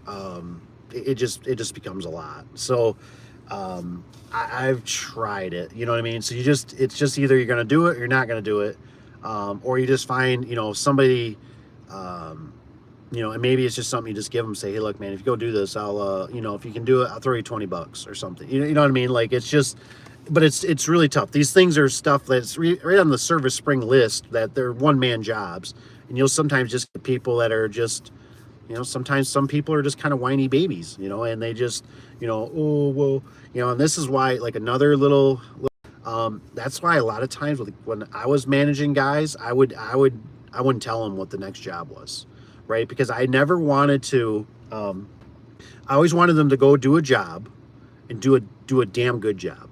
Go do a job and this is your only job. Because I know, I've done it, I still do it. I mean, there's variables. I know you get there and the lady, oh, my husband just passed away 3 days ago and I'm just, and you sit down and have a coffee with her or something. I don't know. The car that's in there that they need to pull out is an old classic or something. For some reason, the battery is dead. You know what I mean? I forgot something. Things happen. So, but what I would do is I would call another customer. We got 7 likes. Thank you guys for hitting the like button. If you haven't hit the like button, hit the like button. If you would, just helps bring minded people, more questions, more comments. It's all good stuff, all good juicy stuff. But anywho, I'd always have another job lined up for them. You know what I'm saying? Like there was another job, but I would always put it like to the customer. Like I'd always have to, as a basically dispatcher, I'd have to be like, are you going to be home all day? Oh yeah, I work from home, so that's no problem. Okay, well, I don't know for sure if he's going to get done, but if he does, I'll let you know, right? Because everything is communication, right? The phone is free, babe. Use the phone, use it, make your phone be on fire. You know what I mean? Call in advance. Hey, I'm going to send my guy in case something changed. Oh, I had a family emergency. Okay, well, I guess I'm not sending them there. Why spend the gas and time and wear and tear? So I'd always have stuff lined up. I typically wouldn't tell them because I noticed with employees sometimes that they would, you could burden them, say, I got this job, I got this job, I got this job. And they would just melt. Oh my God, I can't get all that done. You know what I mean? And sometimes sometimes the job that I'm sitting there going, it'll take me probably 3-4 hours. They get it done in 2. You know what I mean? So you got to have that buffer, kind of that roller coaster ride. Turn that off. Let's see here. He says, yes, it doesn't cause your labor rate to be too high and cut into your margins. So if you bid it, yes, it's fine. Funk's got on here. How are you guys able to charge so much for labor? So I'm only doing residential right now. Do you recommend getting into commercial? So I love the commercial. Commercial is my favorite, honestly, because, well, I'll tell you why. It all depends, right? It's all depends, right? This is like, what do you like for a girlfriend? You know what I mean? That there's a lot of variables in here. I like tall, I like skinny, I like a little wider, I like blonde hair, I like black hair, I like, brunette.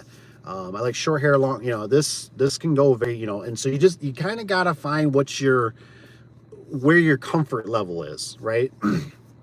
So for me, what I get at is like the thing I like, I see Tony and Richard. I know what you guys are up to. So anywho, but here's the thing, right? Like the commercial, why I like commercial is that if you get in with them, for the most part, not always a guarantee, right? You're in with them.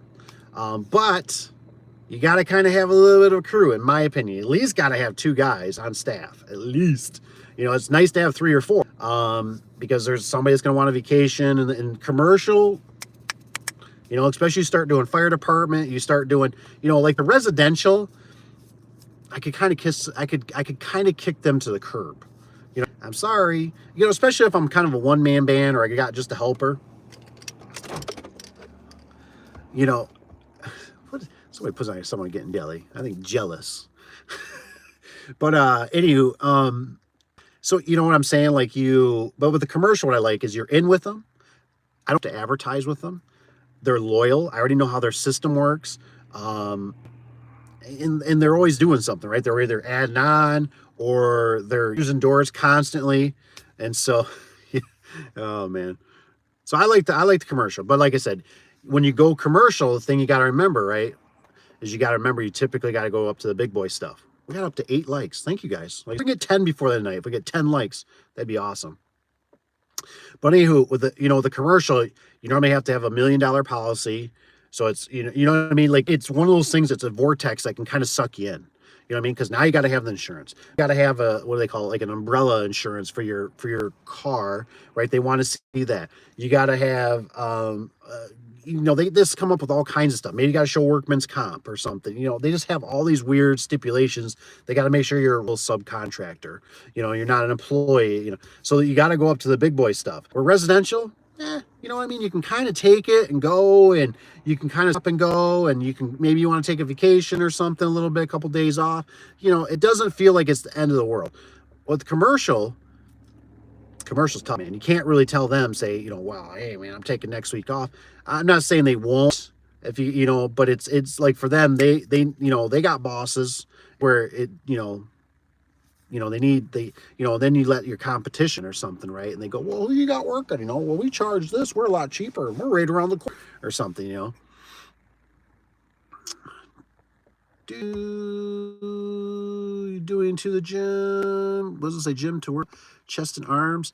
Yeah, you don't need it. You don't need that when you're in the garage door business. You'd be rip. You know what I mean? All that workout you'd be doing. Rusty's got area. There is less money in commercial. It says, and you got to lift heavier weights for less money. Overdoor will bid it is low. Okay, so overhead, yeah. It says, and you'll do it for free if you want it. Yeah, so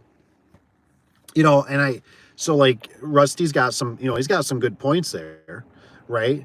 But like for us, like we don't have overhead we do in a couple cities over in a bigger city. So we, like I said, like we pretty much take care of about, 75%, I would say, of our commercial in our demographic, right? So, but like I said, for us, that's why sometimes kind of guys will come to me and they go, well, how do you advertise? And I go, we don't advertise. We're on Google and stuff like that. And we got our residential people, but for the most part, here's the thing too, is right. In a nutshell, like we don't want to expand out too far. We don't want to be traveling an hour, to an hour and 15 to an hour and 30 minutes, 2 hours away, one way. I've done that. And so I like that idea that you're kind of like, you're dissolving the bottom while you expand top. Right. So I'd rather work, if I had to, I'd rather focus on more local customers. And if commercial's not going real good at the time, then we kind of let the residential come in. Residential will be the first that we drop off, if we start having where we're too busy. We have another door company in town, or competition. I don't know if you want to call them competition. We're friends. We'll send them that way, and customers really, really appreciate that. So I would definitely if you ever get busy, always find somebody that you're okay with sending them to, that you think they do work, because customers really like that. I know I had it on on a rental recently. I was talking to a roofing company and I said, okay, have anybody? And they said, actually I do. And so they gave them. I said, thank you very much. And we can't do it all. You know what I mean? It's just, you just can't, you know what I mean? So, it works good if you have, sometimes competition isn't bad if you go with them and stuff. And like I said, the guy stopped me one time in Home Depot and he was like, Dave, what the hell went on, man? He's like, you going out of business? He goes, we're getting so much damn work. And I said, dude, we're just swamped commercial. I said, we can't even look at residential right now. I said, it's just, and we're like opposite of like Rusty. Our commercial is our bread and butter. They way higher, we're doing way bigger ticket items, for them. And I always say a lot less variables. So like when I think about our commercial that calls us, our commercial, I already know the building. I already know the layout. I know the whole property. I know exactly where to go. I know where to sign in. I know exactly the protocol. There's no like residents can have like a lot of surprises to me. Like, you get there and all the driveways full of cars, and like you're knocking on the door. Somebody, finally comes 20 minutes later to the door. Yes. Oh yeah, you probably talked to my mom. All that. Yeah, you know what I mean? And I'm sitting there like, huh? And so then it's, you deal. I was just talking about it over at deer camp about we had I think it's a Arab. I think it's Arabs that kind of do it. The Arab families. Nothing against them, right? But I was working at this dude. They got the Mercedes, the Land Rover, all in the driveway, right? And this dude's literally chewing me down on price. And I'm like, dude, I already told you I'll do it for 200. It was normally 225. I was like, I'm already giving you a discount. And he's like on the phone with somebody. He's like, nah, he's like, let me ask my dad. Ask your dad. I'm like, you're a grown ass man. And I was like, and there, like I said, all these cars, and I'm like, I'm like grabbing my tools, like I'm ready to, I'm leaving, like I'm leaving in 3 minutes. Oh no. Wait. Okay, you do it, I said, I gotta get pay, and then it's like, when you get done, he pulls it out of his pocket. He's got like $4,000. He's like, here you go. You sure? Don't be playing these games with me. You know what I mean? So,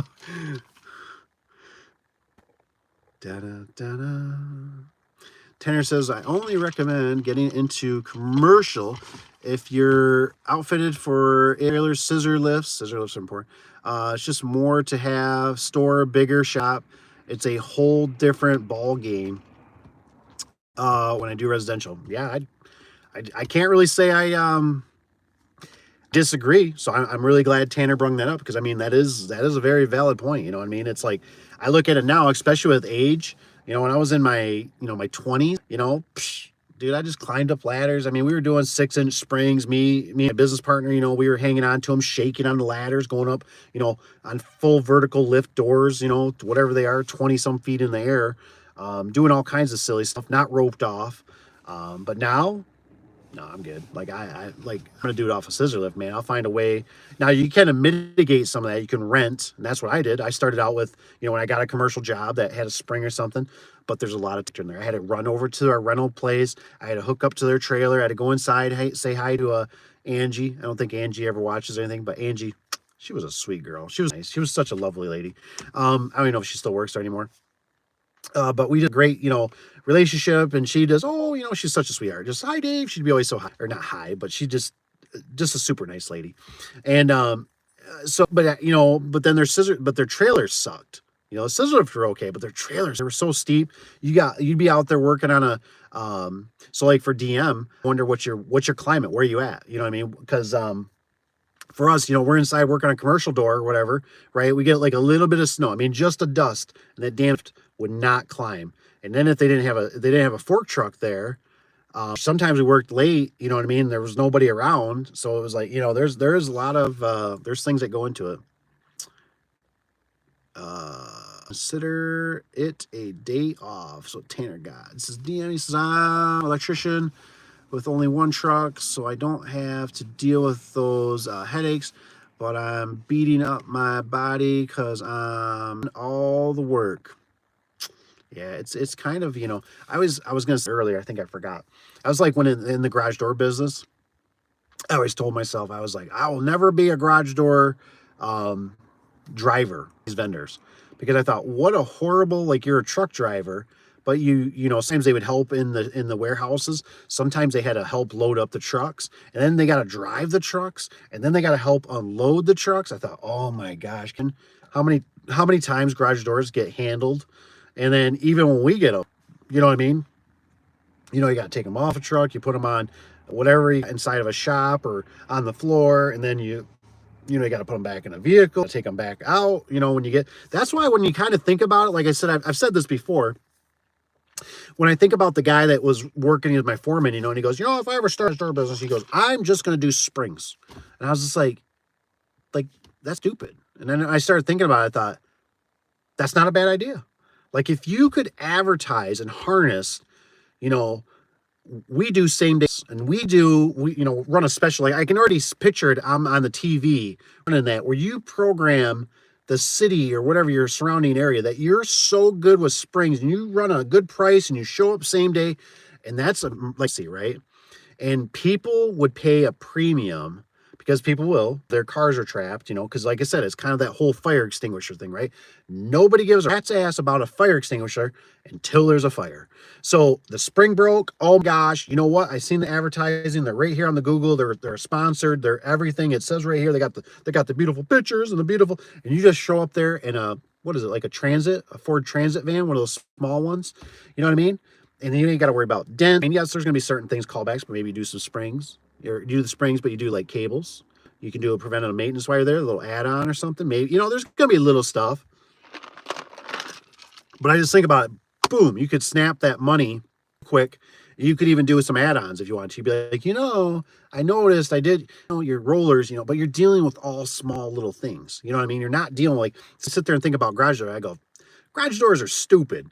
You know what I mean? Like when I think about the panels, because I go, I mean, it's like, you know how it is when you buy a fridge, right? It's like, it's impossible to get a refrigerator that doesn't have scratch, right? And then what do you do, right? You get one that's got scratch on, it could be on the side, and you know it's going to go into a tunnel or whatever, into the cupboards, and nobody's ever going to see it. But you're going to call somebody, and you're going to complain, you're going to bitch, you know, this damn thing's got a scratch. Oh, we're sorry. Well, they don't want to send somebody out. Well, if we take off $200 with that, you do $250, and that's it. You know what I mean? But garage doors are kind of the same, right? You know, I mean, there's a lot of, I mean, look at Uncle Dave. You know what I mean? Like, you know, 2 sets of number 3s, and I'm like, I'm just like, you know what I mean? Like, I'm like, it sent me the wrong crap. You know what I mean? Where there's just a lot of time there. A lot of time, scratch, dents, moving material. You got to haul the stuff. You got to dispose of the stuff. Where, you know, if you did some rollers and some hinges, you told them, you know, need a bearing or a drum.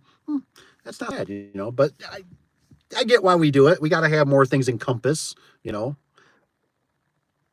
But I always think about with the garage doors, I go, if we added up all our time, like if we started right when the customer called, added up our time, and then let's say, well, this customer had more variables, right? We had to go there, we had to give them a brochure, we had to order it, so we had to talk to the vendor, like added up all our time. You know, it came in, it wasn't the right color. It came in, it was, you know, all this other whatever. We had to unload it off the truck. Versus you go out there, do a spring job. You're there for 20 minutes. You got the springs on your truck or van or whatever it is. You're bada bing boom. I never had nobody, 18 plus years, never had anybody call me and say, you know, I'm looking at my spring and it's got a scratch in it. I just don't think that's right. Never. You know what I mean? I've never had somebody go, it's not the right color. I've had some that were kind of rusty. They were a little old, you know, and I spray a little oil on them. They kind of blend away. I'm just saying. Stuff to think about. DM, he says, that's what stopping business skilled labor. He says, and owner operators says they can't stay lane forever. What is that? That car was rumbling, man. It looked like a state trooper, though. Rusty's got young forever. Tanner says, live fast, die young. Yeah, Joey says, I want to be 60 years old, 30-foot doors still. It says, Rusty Scott, he says, Tanner, this is my dad who started our business in 1989, retired this year and still doing commercial doors some days at 63 by choice.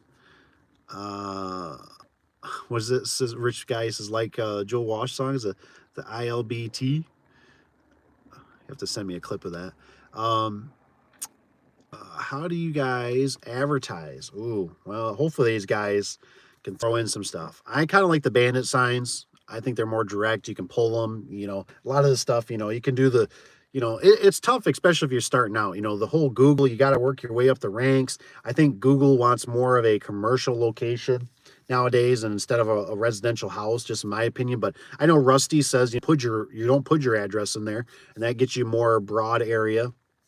There's just a lot of stuff that goes into it, but the boots on the ground, you know, I really think like I don't got one on, you know, you get a shirt, get maybe a hat.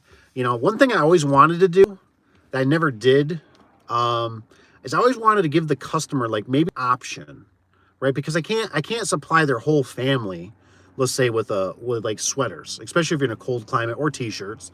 But I noticed, my opinion, you guys can let me know, people love hoodies, right? People love hoodies. I got a hoodie on right now. People love those damn things. And like ABC warehouse, whatever, ABC roofing, Like I see those shirts. I see these like these builders, the lumber yard companies, right? They must give like sweaters away and stuff. I see them everywhere. I go to the store and I'm like, what's that sweater? Oh, that's a lumber yard company. I mean, I read them too, right? You know, and it's like these people in the world just can't give them. I got my my stepdad. He's got an old one too, and it's like they just can't give them up, right? I got this one. It's got a hole in the back. You know what I mean? And I just, you know what I mean? What I'm getting at is I always wanted to make a sweater and then give the customer like one option. Say, look, you know, we're you know, you purchased a door from us, or we did a job. You know, we give a free hoodie to each family, or not each family, I'm sorry, to each client, you know, just client base, to each house. Do you have a certain size? Would you like one? You know, and then maybe just stick with all black or whatever, right? And they go, yeah. You know, I'd like one. You know, my husband, or, you know, I wear them too, or something, blah, blah, blah, or he's going to wear, give me a large or an extra large. Okay, no problem. I'll come back in a couple days, or maybe you do keep them on. It just seemed like that's too much for me. But, you know, you bring them one, or you send them one, or you send a girlfriend or whatever, and you drop one. I just wanted to try that, because then you start seeing them float around, and people, you know, I don't know about you, but like I used to wear my logo shirts like when I'd go to family events, you know, because I wanted everybody to see, right? That was always, you know, everybody see my business, you know. And it was like, you know, people would be like, oh, you know, you're still doing, you know, hey, I got, you know, and sometimes that stuff you don't want because they live too far away, and blah, blah. That's a whole different story. But I've always wanted to try that. So something maybe to consider. I just feel like, you know, but they could turn them into shop rags too. Whatever, you know, it is what it is. I mean, you can go advertise with Google too and spend a bunch of money, and it can just be thrown too, and you don't know about it. And how do you guys, jobs and doors do you do? Hey, oh, so that's a good question too. How many doors? So here's the thing. My thing is, with the older age, if you don't want to kill yourself, and you got the rusty prices and you can charge it, I think a door a day. That's just how I think. You know, maybe 2 9x7s if it's, you know, if you're at one, but by the time you load up, that's without really killing yourself, right? Now, hey, we used to average about 3 doors a day. And those were long days. And I mean, they were local, right? And we were powering through. And I can tell you, we probably weren't doing the best quality control, right? Like just, you know, bangs, you know, don't chop them, just go weather seal fly, you know what I mean? Just throw it up there, throw, you know, 6 nails in it or something, you know what I mean? It's flying. But with the years, and now with, like for me, like I measure the track and everything, and I level everything out, and I'm doing all these things that I go, I do not want to call back on this. I want to do a good job, right? I want to do good craftsmanship. You know, I look at it and I go, it's 3/4 of a day. Not maybe a full day, but it's 3/4 a day. By the time you're at 3/4 a day, you know what I mean? So that's just me. Now, if you can get your prices up and you can live with that, then you're okay. You know what I mean? But, you know, when we had, like, you know, I had 7 under me, you know, it was just production, baby, production. Get them out. And it's hard. As many as you need to be profitable, Rusty's guy says. Tony says, guys, if you haven't hit the like button, hit it for Dave. That's right. Boom, we're at 8. We got to get 10. Got to hit at least 10.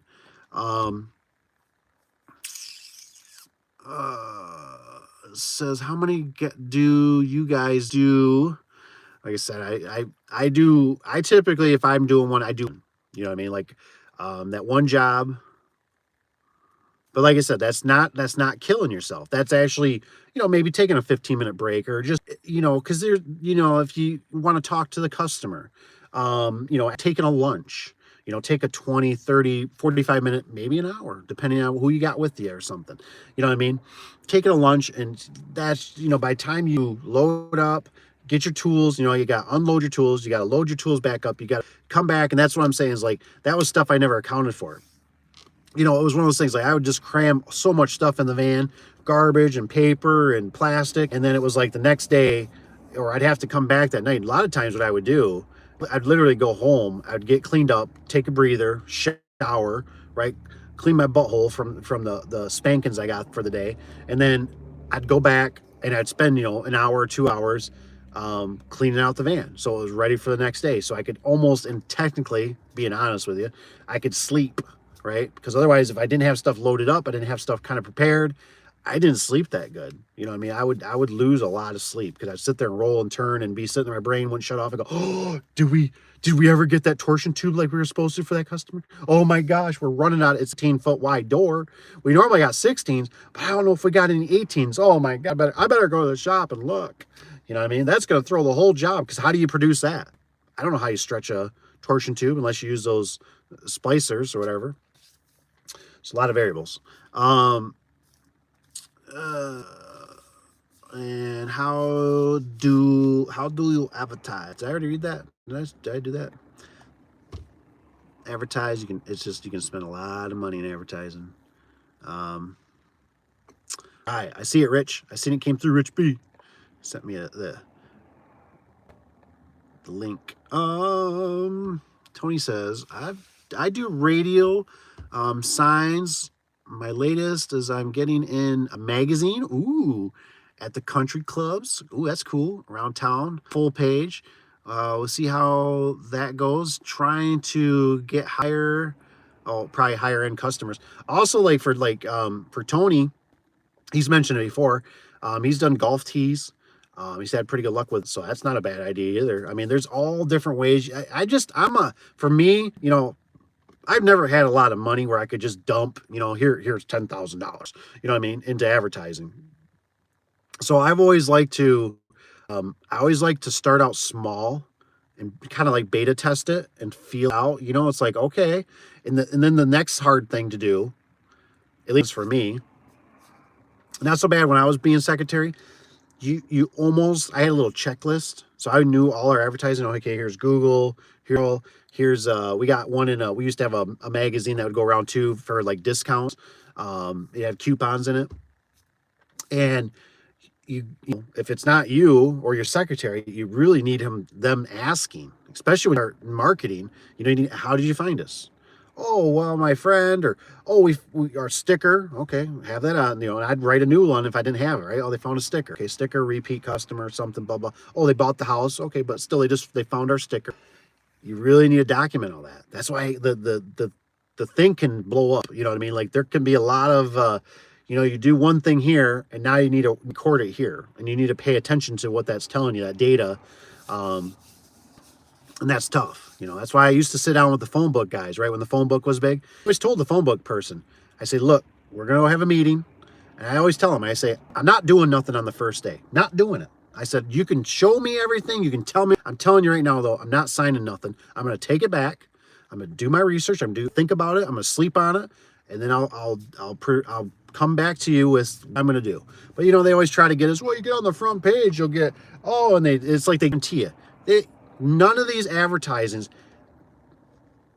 guarantee shit. That's the bottom line. They're there to take your money. They don't give a rat's ass about you. They're going to do something, right? It's just like Facebook. Facebook is you can really spend some money on Facebook too, right? Why am I getting people? I get Facebook ads from people that are 3 states for HVAC or something, or for whatever, you know what I mean? You name it. And it's like, they're not coming here.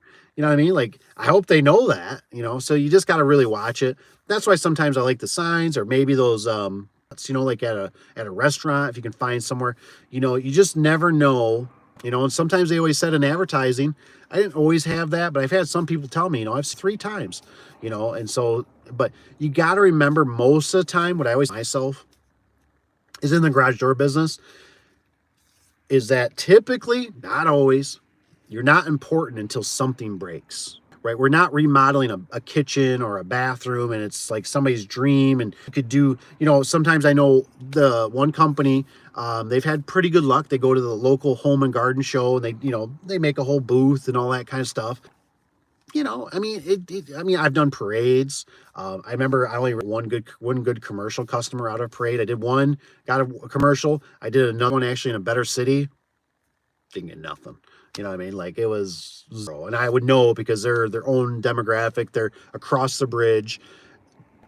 The phone, we didn't ever go there. You know what I mean?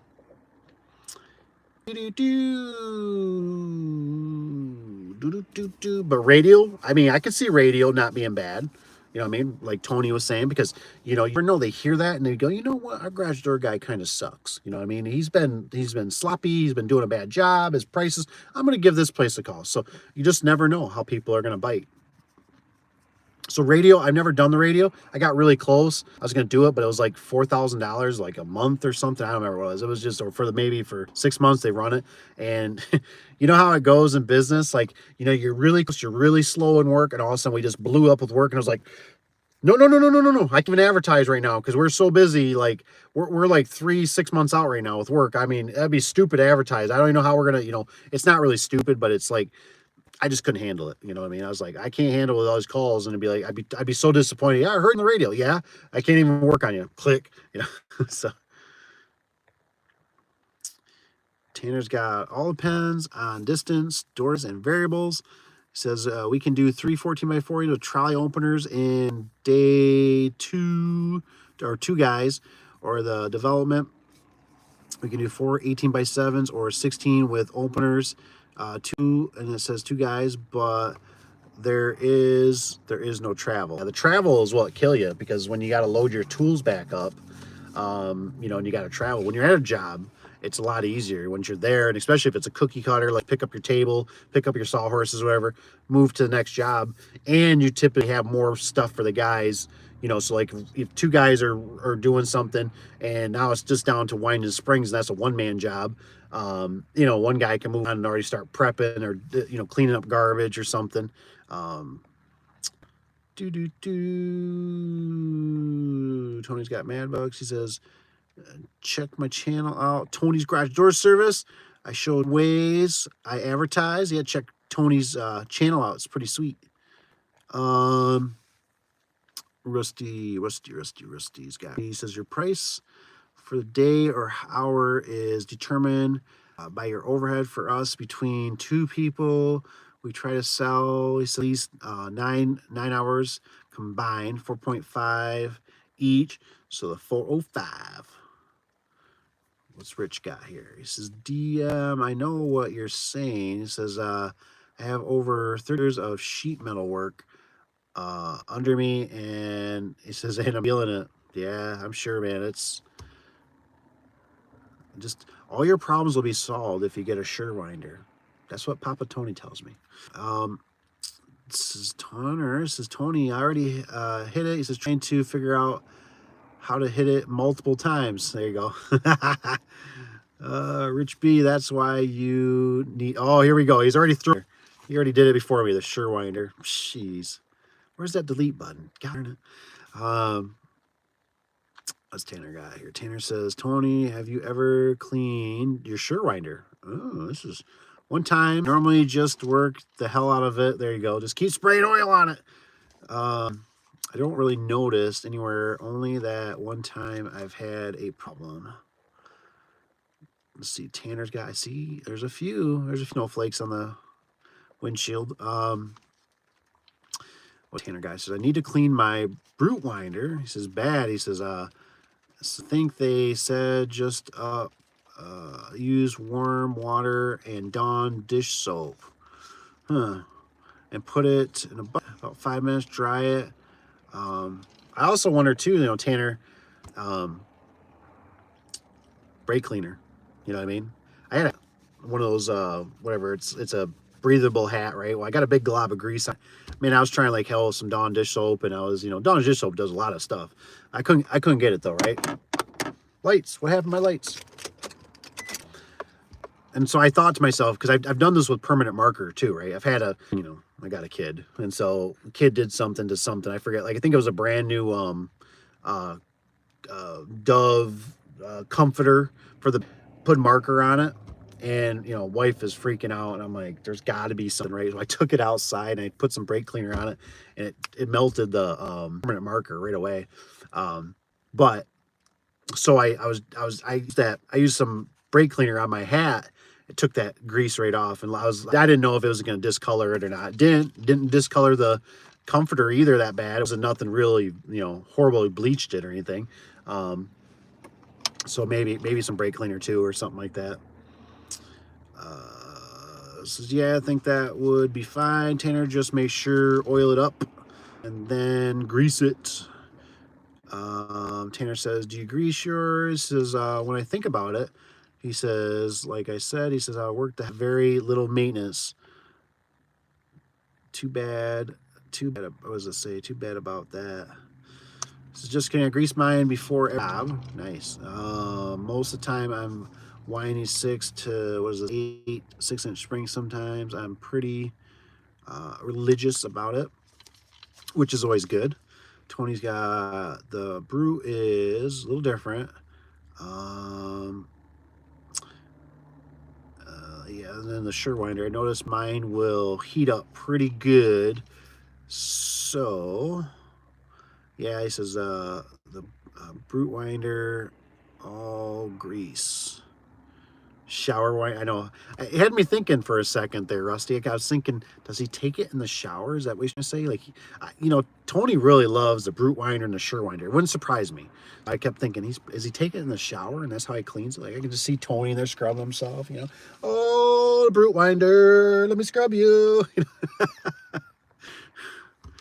Oh, Tanner says, I don't think it's weird. He's sometimes shower with my Brute Winder. Oh, goodness gracious, man.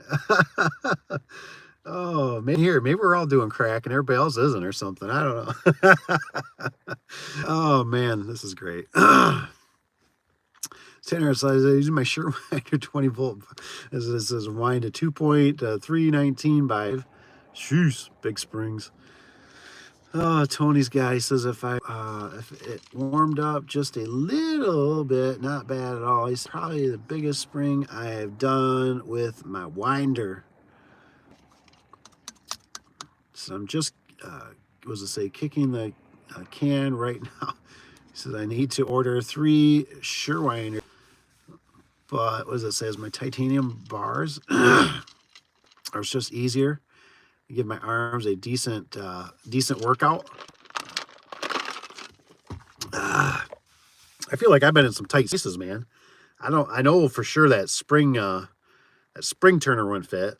And I'm sure as hell too. I'm pretty sure from watching you guys go, the Surewinder wouldn't fit in there either. I've been dealing with some tight stuff. I think even a job Rich B's got coming up. He's got a job that you know, it wouldn't fit in there. It's too tight. Tony says, Tanner, how does what I feel about you showering with the winder? I don't know who said it. I thought I was reading yours maybe. I just tell her I'm using to reach those reach those places in my back. She doesn't care. Oh man, this is great. Stops me from using her scrubber. Isn't that the truth? Oh man. Tony's got Dave. Are you saying? Sorry. I'm sorry. That's right. I forgot the enemies. Rich says radio save big money at Tanner's garage. One, Rich. I like that. Oh man. What's the guy here? He's got save big money at Tanner's garage. It's got a good ring. Yeah, a good ring. Yeah. Who's this? Is Endo? Endo, it says. Hey, what's up, bro? New here. Awesome. Hope you subscribe. Don't forget to hit the like button. Probably gonna I don't know. We'll go to either 11:30, 11:45, whatever kind of happens. If you guys got any questions or anything, or if you're doing anything, let me know. Any big jobs or anything that's kind of interesting coming up. I know, Rusty's been sending me some pictures, and Tanner's been he's been on the kind of the quiet side. He's busy though. He's got guys, man. It's it's busy, man. It's busy. I get that. Big old semi driving by with something, but I know. So Caleb is running. He's doing his stuff a little bit. I think he might be expanding a little bit on his business. So that's kind of cool. I'm excited for that. So hopefully I can kind of help him out with some stuff.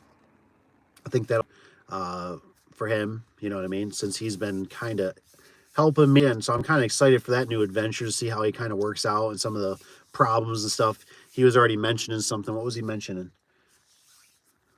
I think he did a blast on Facebook. And he was asking about something.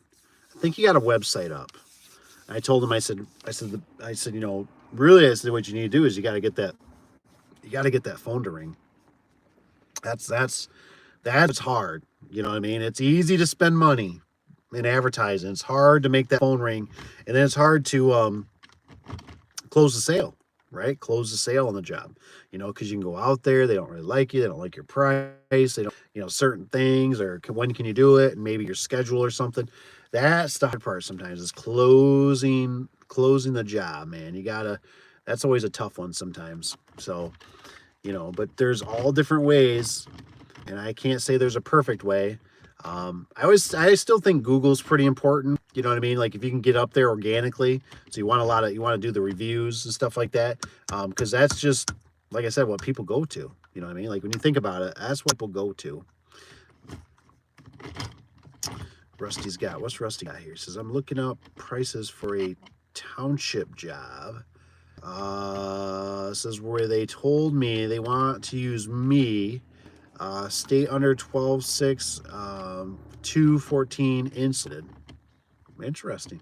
Yeah, sometimes you'll get weird nuggets. You know, like I remember like I never realized some of those commercial places, right?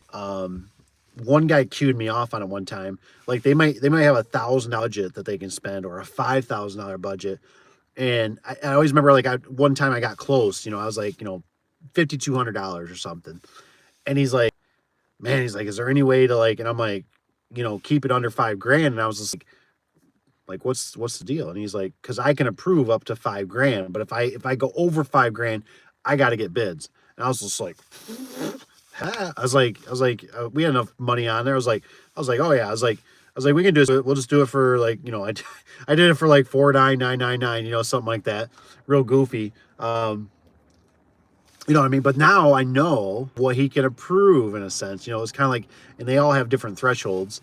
So you never know. And we got a DPW, a commercial one way. And I remember, you know, I went down there, I gave him kind of my heart and soul, you know, and like I said, this is just my opinion. For some of the people probably starting out, once you kind of got leads and you've been in the business, in the game, it's almost like you, how do I say it, right? You know, it's almost like you build like I think about like a lion, right? You know, a lion, it's funny how a lion can manipulate an elephant. You think about it, right? An elephant, you know, elephant's huge. It could crush it with its foot, you know what I mean? But a lion, because it has the confidence, can control, you know, it has dominance. Well, I personally, in my opinion, I feel like obviously when you're in the business, it's like you walk out of the truck with that confidence. Like you're kind of like, do you want me to do it or don't you? You know what I mean? Where instead when when you're all first starting out, you know, you kind of walk in and it's like, hi, you want me to work on your garage door? Yeah, oh, yeah. You know, like, and there, you know, like you put off that radiation. So, what I'm getting at, that experience, but when I did this commercial one, you know, I told the guy, and I know nowadays it's even worse, right? That there's not a lot of guys. I'd tell these customers, I'd say, you know, I really would like to do this job. You know, I said, you know, I think this would be a good fit. And I was being honest. Honestly, I'm not going to bite off more than I can chew, or do it as a job, you know. And not always, but customers see that stuff, right? Where they just look at the other guy that comes in possibly. It's just like, yeah, well, I'll send you some numbers and what's your email? Yeah, okay. You know what I mean? And you know what I mean? People read that. Well, this DPW, we were the middle bidder. We weren't the lowest, we were highest. And I just remember the guy always telling me, he was a real cool guy. He was from Boston, so he had like an accent to him. He was just a cool dude. And we always kicked it off really good. So he used us, and we got to do the garage doors from, well, they still do them. You know what I mean? It's been 50 years now or something plus. So you just never know how it's going to go.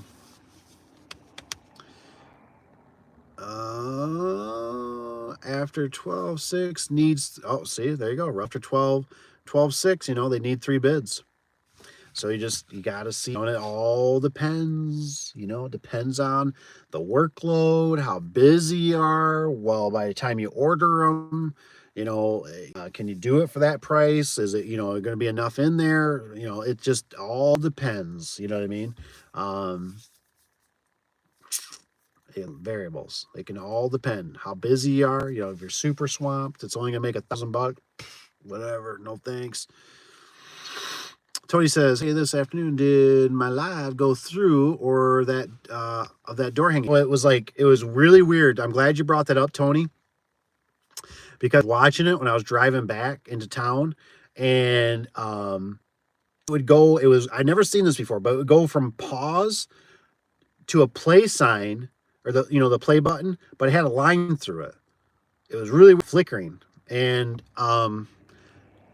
I tried to go back off. I tried to see if you restarted another live or something, and it just would go back to that one. It was just locked on there, and no clue why it's doing this. And I never seen a play sign. I didn't know it was their way to indicate it was like on their end or if it was on my end. Now it could have been because it was flipped back between the pause, and that's why I seen the line. I don't know, but it was just really weird. I kept watching it. To be honest, it's been great because honestly, I see what you guys deal with on the other side of the camera. And it can be among sometimes. I ain't gonna lie. Cause I'll be watching Papa Tony's, and I'm sitting, where in the hell do you hit the like button? And I have to hit the 3 buttons and drop it down. I hit the like, and then it's when you try to, one time, Tony's live went off, and I was I wanted to comment on there, but it knocked me right out of the comments and everything. It was like a black screen. I'm like, what the hell? I was talking with Rusty and I think somebody else on there, and I was just I can't even say goodbye or anything. And I saw, so it's very interesting because now it's like a twofold, is it my internet or is it his internet? I can see where it's kind of funny. Tony and myself, we need camera crew. That's what we need. We need a camera crew. So that's why we need you guys to hit the like button. We need a camera crew. So, but it was interesting. I really wanted to watch it. So you know what I think, Tony? Honestly, in my humble opinion, is get yourself either get it like a DJI or GoPro or something, or if your phone's got the memory on it that it can do it, just record it. Because I was really bummed. I ain't gonna lie. Because you had a door. It was off track. It looked like a residential. I don't know what size Tony was, 16 by 7 it looked like. And that son of a biscuit was all crooked and hanging. And I was like, oh, I think I put on the comments. I said, oh, hell no. And he did some pretty creative stuff to get that back up. And I think he was doing it different than I would have done. I probably would have yanked section by section, honestly. But it got interesting. He got the come along out. He got the grapple. I think that's what I call it, the cable grapple. And he was doing some magic there, man. And I was driving. Don't worry, I was paying attention. I wasn't looking. Only, and I was like, oh, this is gonna be good. And he said, you got to be careful. And it was it got to that point, it just glitched out. And I was like, no. I was like, obviously, I don't want Tony to get hurt or anything, but I was like, I want to see this door fly out of the gym. If it does, I want to at least see it. Not that I wanted to, because I don't want the customer's door getting damaged or Tony getting hurt, but I want to see what the hell he's doing. I was like, this is interesting. I would be too probably chicken shit, and I would have anchored stuff off and probably yanked it out section and restacked the door. See you, Tanner. I see somebody jumped here, said, says, night guys, long day tomorrow. He said, have a good rest of the week. Or drive safe. Yeah, no kidding. Don't want to be the first guy in the ditch. That's right. See you, Tanner. Have a good night. Ditto. Tony says hello. He says, Tony says, I kept it all together. He says, did I keep it all? He says, I did. He says, pissed me off. It was a good one. I know. And that's why I was like, I know how it kind of goes, because I how it is being kind of a creator, a YouTube creator, but a content creator. I was just like, oh, it stopped, and I was like, I don't know how I'm doing it. I was like, and I was thinking, I don't think with the live, it won't keep broadcasting it, and it won't be recorded. And it was a juicy one. I was very interested. I was bummed when it kept pausing, man. I kept trying. I tried to, I kind of to see if he restarted another live. And then finally it was like, I got onto some law and criminal thing. I think it was, those damn kids and those teachers, you know what I mean? I just couldn't, I just had to watch it, I guess I was jealous. I was jealous, Why the teachers always got to be like, most time good looking? It's like, damn. Defusing the bomb. That's right, Rich B. It was interesting watching him. I was going, I really want to watch how he does this. You know what I mean? And I thought, hey, it's a twofold, because if the door falls out of track, it's gonna be a hell of a show. Or however he gets that in there, I'm gonna learn something. You know what I mean? So, like I said, maybe next time just record it. I don't know. You know how it goes. It's always a catch-22. This is, I know I wanted to live so guys could get the thrill I go through. Yeah, it's tough because, like right now, I'm actually going through, I'm struggling a little bit. I got the biggest iPhone they have, right? I got 1 terabyte or whatever it is. And I'm trying to render that right now and find solutions. And I've been also deleting certain things because I get video like 3 times on my phone, the way I kind of do it. So, but that was one I was like, man, I wish I could kind of see what was going on. And obviously if you live, it doesn't take any data really on your phone or memory. It's kind of nice, but it'd be nice if it would ding for you or something to let you know, hey, you're offline. You need to reactivate the live or something. You know what I mean? Says, I don't want to, so you guys can see the fill. Safety first, says I had my door tied up. I figured you did, which was a good idea. I think he had the back corner. I seen vaguely. So I was like, that's a smart, I was thinking, I don't know if I would have done it until I'm there, you know what I mean? But I was thinking I probably would have seen that and said, I definitely don't fall out because this will come crashing down. Fall in line, the rope broke. It says Tony when I was 18, already garage door ninja. He says, I love doing big shot or going to a big shop where the 10 guys are looking at, okay, and yeah, go over and get it down. Hell yeah. Not the flat, was it Stanley? It's the flat Tony. Dude, I remember years ago, this is kind of, one of those silly things. My business partner, right? It was a wood door. I remember a wood door with glass in it. And I don't know what the hell he was thinking. I think he sometimes just got possessed with like the pissed off syndrome. Like, I just want to get this done. I want to go. I want to get out of here, And anyways, he was beating on the track. The door is up. It's totally up. I don't know if it had whatever. It was jammed up or whatever. And I remember I looked over my shoulder. And, like, this isn't our first rodeo. You know what I mean? We've already probably been in business for 3 years or something, maybe 5. And he's like wailing on the track. And all I'm sitting there going like, this door is going to fall out of the sky. And it was like almost before I could say anything. Like, I turned around and seen what he was doing. And I was just like I wanted to do like, what in the hell are you doing? The door came down. I mean, just fell out of the sky, man. And I watched him just go, bam, right to the ground. I seriously thought he was dead. I really thought all that stuff just went through my head just in a second. Where, oh my God, he's dead. And like, I'm sitting here like, I got to tell his wife, well, how did he die? How'd this happen? I mean, he just went down like a sack of potatoes. So I ran over there. Of course, when the door is put together, I mean, it's a bear because now I lift all the door up pretty much, right, with all the hinges and stuff. And I'm like, dude, I'm like, he's dragging him out. I'm like, you okay? And he was really in pretty good shape for what happened. Made a couple scratches and a couple bruises. And it was like, I was like, on one hand, you got the door down. I was like, but on the second, what the hell, And he did that a second time. We were working at the power plant where they have like the dozers. I didn't have anybody, right? I mean, it was like me and him and maybe like a part-time guy, and he was already gone for the weekend, going camp and whatever.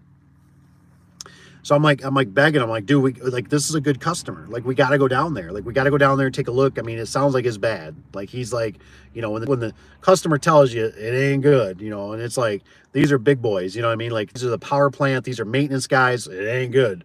You know what I mean? Shit. What does that mean? So we get down there, like literally the door, it's big because there's a door that goes in there. So it's like a 16 by 14. It's a big door. It might be a 16 by 16. And it was like one of those doors, how like there's coal in there. So everything's dusty and nasty in there as well, environment. And you get in there and it's just like, how you get those jobs and you just go, I'm going to die. Like, I'm just like, you're just like, I don't even know start, like, you're just like, oh man, it was twisted. The tracks all the verticals or the horizontals. There's like 2 rollers holding this whole door in from falling from the sky. I think it was a non-insulated door, so it wasn't like super heavy.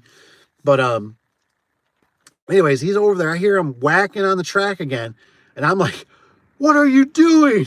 Like, we got 1 roller, and if that thing gives, how like watch like a roller when it's like bent and the track is bent too, and you're just like, it's just like that tension's up right there, and you're like, oh my god, it's gonna fall, And so, I mean, I'm sitting there trying to take off every hinge, and everything's like dual hinges, so everything's dirty and dusty, coal, and I'm trying to get like another long stem roller in there, like, 1 piece in, another piece, and so he was rather beating on it, and all I kept thinking is like, this thing comes down, it's gonna wipe him off the ladder, it's gonna wipe me off the ladder.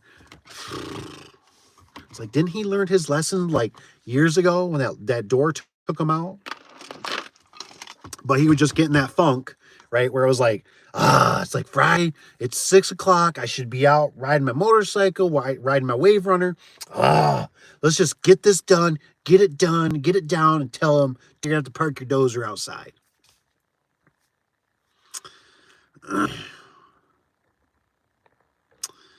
This was this guy here.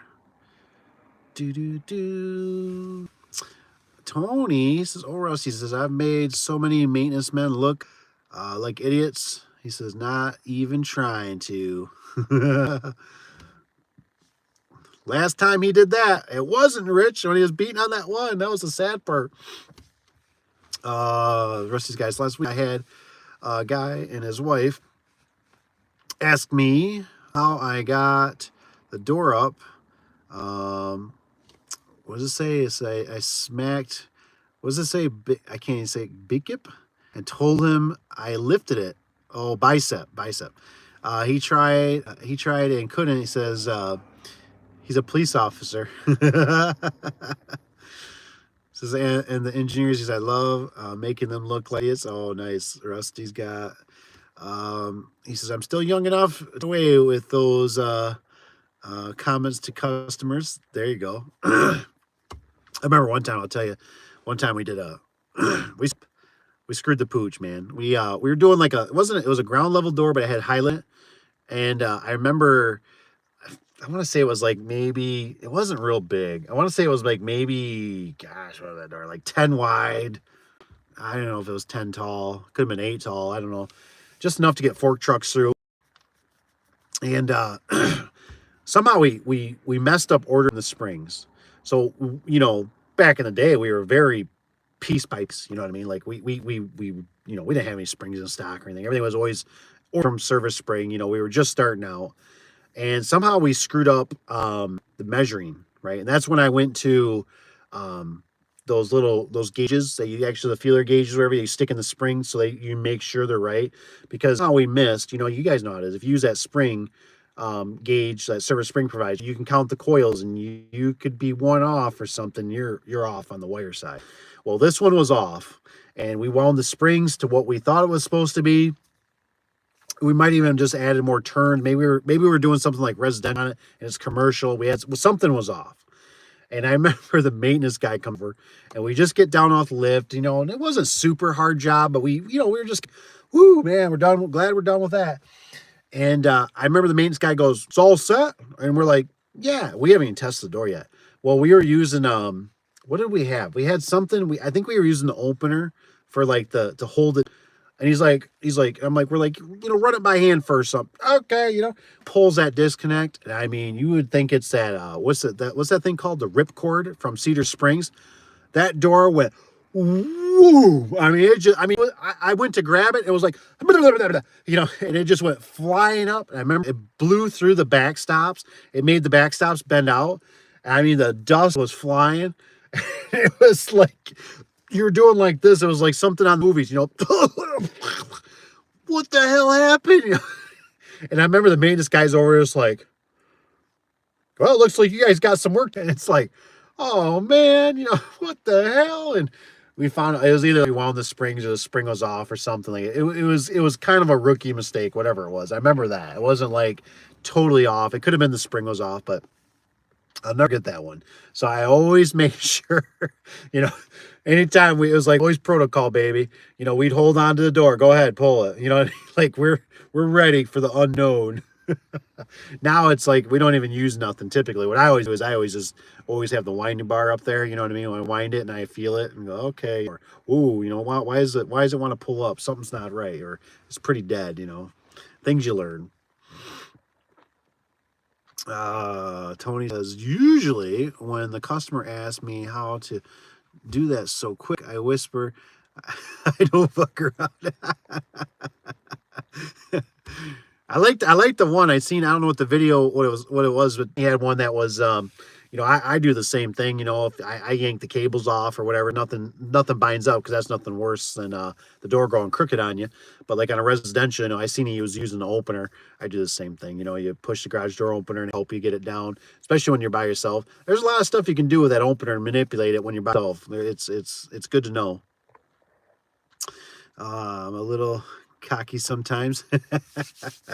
I hear you.